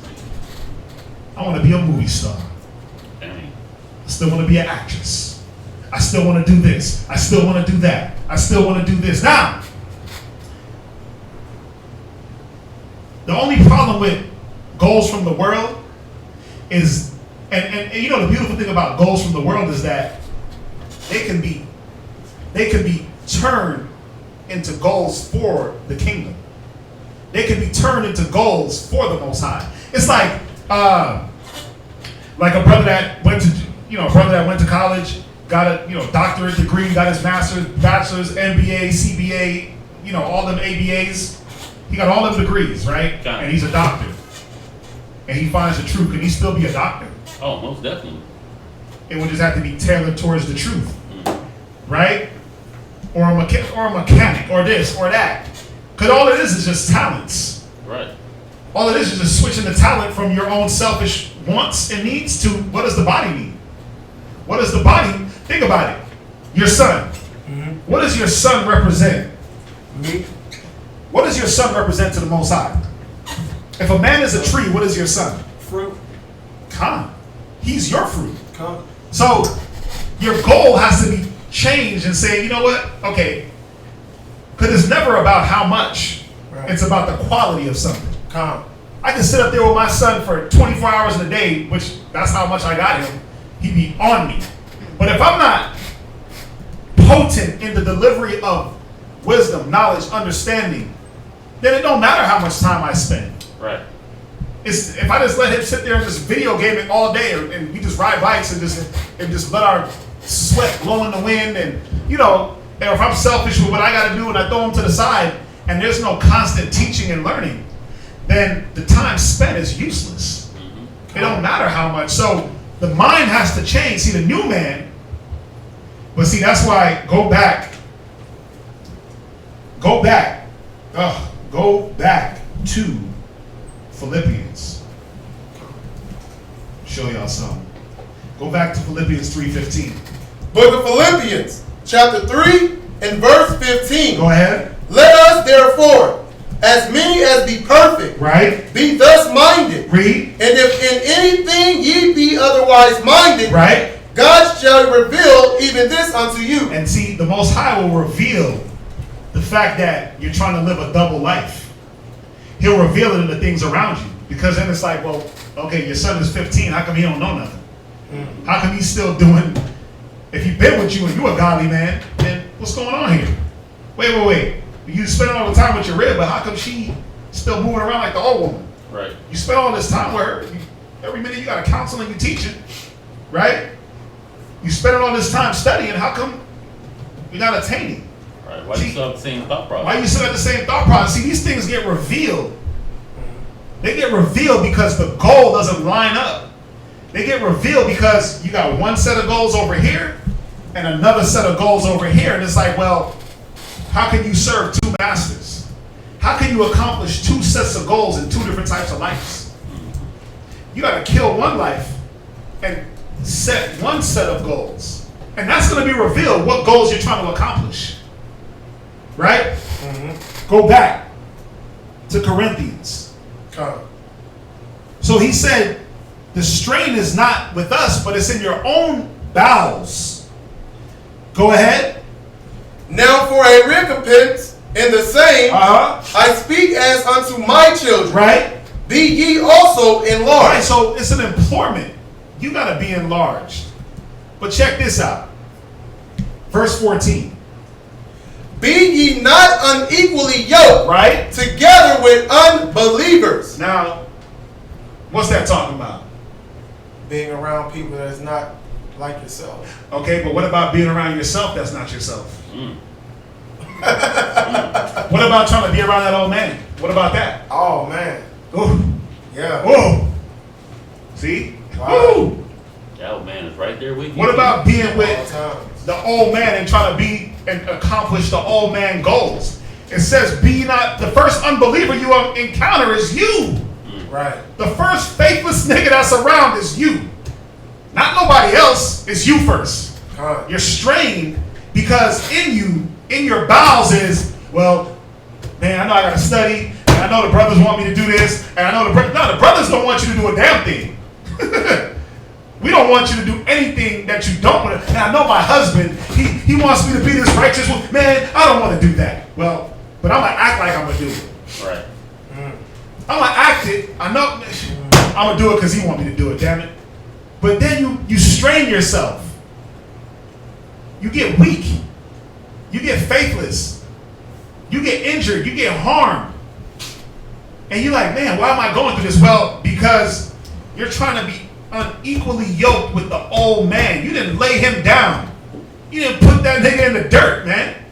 When you had the chance, pull the trigger. Pull the trigger. Draw the line. Oh, I'm going to kill the old man. I'm going to just bury him alive so he can dig himself out the grave. And then he popped back up. Woo! You like, thought I killed you. Nah, you shot the shot behind his back. You fake killed him. And you wonder why he popping up on you. Why the old woman is popping up. Well, because you want to be unequally yoked with them. Because you're still trying to accomplish old man, old woman goals. Not realizing this. For what fellowship hath righteousness with unrighteousness? Yeah, because one goal was righteous and one was unrighteous. One mark was righteous and one was unrighteous. Was it that it was just straight wicked? No. Because you can change those goals to righteous. Go ahead. In what communion hath light with darkness? Right, and what they got to do with each other? Nothing. So the battle is I'm trying to merge these two. You can't merge light into dark. Nope. Something got to win. Something is going to be cast out, and guess what? It's going to be the light. The light's going to win. Light always casts out darkness. Colossians 3 and verse 1. Colossians 3, Colossians. verse 1. The book of Colossians, chapter 3, verse 1. Go ahead. If ye then be risen with Yahushua, Go ahead. seek those things which are above. Seek those things. So your goal should be the things that are above. How do I attain those things? Well, how do I get to the above? Well, I got to do the spiritual things here to get the spiritual things that are above. So I got to set goals and benchmarks. Go ahead. With Salakia, where Christ sitteth on the right hand of Yahweh. Go ahead. Set your affection. Set your what? Affection. Set your what? Affection. When a man has affections towards a woman, you might meet a chick and you're like, damn, I got affections towards her. Right. And we get married. Right? I'm gonna make you my wife. Really? That's gonna be my woman. He got his affection set on her. That's gonna be mine. She ain't yours yet. But you know you're gonna do everything. You're gonna set goals. Listen, we're gonna go on 3 dates. We're gonna do this. I'm gonna bring her flowers. I'm talking all the simple things, right? I'm gonna do this, I'm gonna do that, and she's gonna be my wife. My affections are set. Right. My goals are set. My marks. Setting this mark, setting that mark.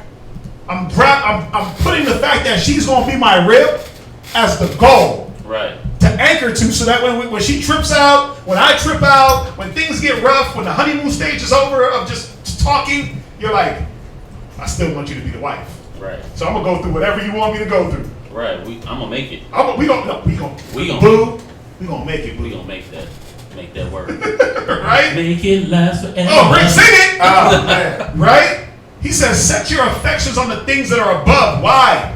So that you can get to them. So that you can see it and go through the things here to get to the things above. Go ahead. Not on the things on the earth. Yeah, you know why? Because the things on the earth are temporal. The things on the earth don't last, and you can't grab onto those things. They get corrupted. Go ahead. For ye are dead. Wait, you are what? Dead. Wait, but you should be. But a lot of us are not. A lot of us are like the Walking Dead. Oh yeah. A lot of us are like that old man is still walking around, zombie mode. And he's overtaking the new man. But he said, ye are dead. Go ahead. And your life is hid with Yahushua and Yahweh. Is it? Read verse 4. This is the point. When Yahushua, who is our life? Who is our what? Our life. Our what? Our life. No, I'm living on the down low. Our life. No, but I'm creeping and crawling. Our life. See, you can't be a down low Israelite. You can't be a down low worldly nigga. Yahweh Shai is our life. So what does that mean? That when he wasn't your life, 5, 6 years ago, 6 months ago, 10 months ago, however long ago, when he wasn't your life, and if you want him to be your life, you got to kill the old life. You got to walk the path that's designated for him to be your life. Y'all see this? Con. Y'all with me? Con. Because then what? Everything else is what? If you got Christ is my life, but then my life is my life. He said, he that seek his life shall lose his life. And he that lose his life for my sake shall gain his life. He that lay down his life is going to take it up again. This is the commandment, right? Con. Everything else is what? Right. Vain and double-minded. A double-minded man is unstable in all their ways. Everything else is trials, tribulation, hurt, pain, confusion. The Most High is not the author of confusion. You can't have the life of Christ and the life of the world and try to, man, let me make a hybrid life. Oh yeah. Old wine and new wine again. You like the vampire and underworld, the hybrid, the lichen and the vampire. It can't work. You ain't gonna create a whole new type of living. No. Actually, you know what that is? Church. That's a hypocrite. Church. Yep, that's a hypocrite. That is a hypocrite. So that life is there. Hypocrites, man. Creflo life. Hypocrite where I'm gonna take Christ's life and I'm gonna say I'm about Christ, but I'm gonna live the world life. So I'm gonna rock some of the fringes, the beard, and try to order things around in my house, but I'm gonna still live the old way.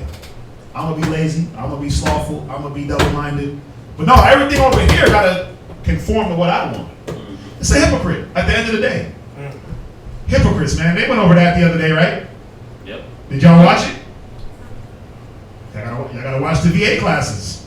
But again, if this is your life, then you would do it.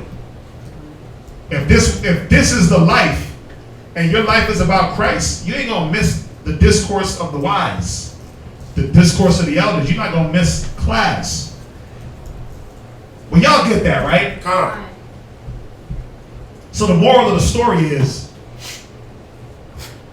I gotta sneeze. Wow. The moral of the story is that your goals, dreams, and aspirations have to be embedded into the truth. And the truth should be your life. All the truth is what? It's wisdom. It's the wisdom of the Most High. It's unity. It's brotherhood. It's sisterhood. It's gathering together. It's doing what the Most High deems His will. Y'all get together on these feast days. Y'all gonna endeavor to keep the unity. Y'all gonna love each other. Y'all gonna have charity. Y'all gonna communicate. Y'all gonna be brotherly. And y'all gonna follow my commandment. What other life is there? Well, anything other than that is outside the scriptures. And that's a man doing his own will, or a woman doing her own will. Y'all get this, right? Any questions on that? I mean, I was gonna go into another aspect, but it's all good. Again, it's not bad to have goals. Personal goals are not bad, but make sure that your personal goals can benefit the truth. You can do nothing against the truth before the truth. Everything we do should be geared towards how is this going to benefit the next brother or sister? How is the Most High looking at this? Is this what the Most High wants from me? That's how we should be looking at everything that we do. How do I accomplish the work that the Most High set before me? Some of y'all need to get working out because you're not going to be fit to finish the work. Some of y'all need to get working out and stop looking at your own lazy self that, oh, I can't work out because blah, blah, blah, blah, blah, and say, you know what? I need to work out so I can be around. Some of y'all need to set personal goals, but have them as, and set a mark to say, you know what? I do got to work out because I got to be a benefit. I can't be the 50-year-old with a kid that my kid is just trampling me over. I don't want my kids to be having to push me through nursing homes at 60. Come on, think about it. Some of us got kids. You want your kids to be wiping your butt? Set a goal. Stay in shape. Eat better. Nothing wrong with that. But how is your goals going to benefit the nation? The only way they do is if you adopt the thought process through the Bible. Because this is the thing, it's not wrong, it's biblical. And I don't care what anybody says or thinks. Y'all are not going to make us feel guilty for showing y'all what the Bible says. The Bible says that you lay down your life, that your life ain't yours, that you can't do both. That's what the Bible says. So that's what we're going to teach. That's what we're going to teach, that he that loses life for my sake shall gain it. And he that seek his life shall lose it. That's what the Bible says. This is why the Most High loved Yahweh Shai. Because he gave up his life willingly. Because he didn't have a plan B. Because he walked his path. So that's what we on. That's what it's about. All right? Any questions online? Anything in class? Any questions in class? Anything that wasn't understood? Someone did ask earlier in the chat. Do we have a school in Orlando? No, we don't have a school in Orlando as of yet. But you never know. That could be Quatazop's new home. Never know. That could be Shabbat's new home. That could be Shabbat's new home. Hey, but we need teachers. We need rolling together where we go. We need teachers, man. So that could be, yeah. We need teachers. We need teachers. So never know what the Spirit has in store, but we working. We working, man. We want to be everywhere, and not just to say we're everywhere. We want to be there for brothers and sisters. So, is that it? All right. If that's it, we thank everybody for joining us. Everybody in class, everybody online. Again, anybody that vowed the vow, please get that in as soon as you can, so that we can get school rent paid, bill, lights, internet, those things, so we can get, have a school building, keep broadcasting class.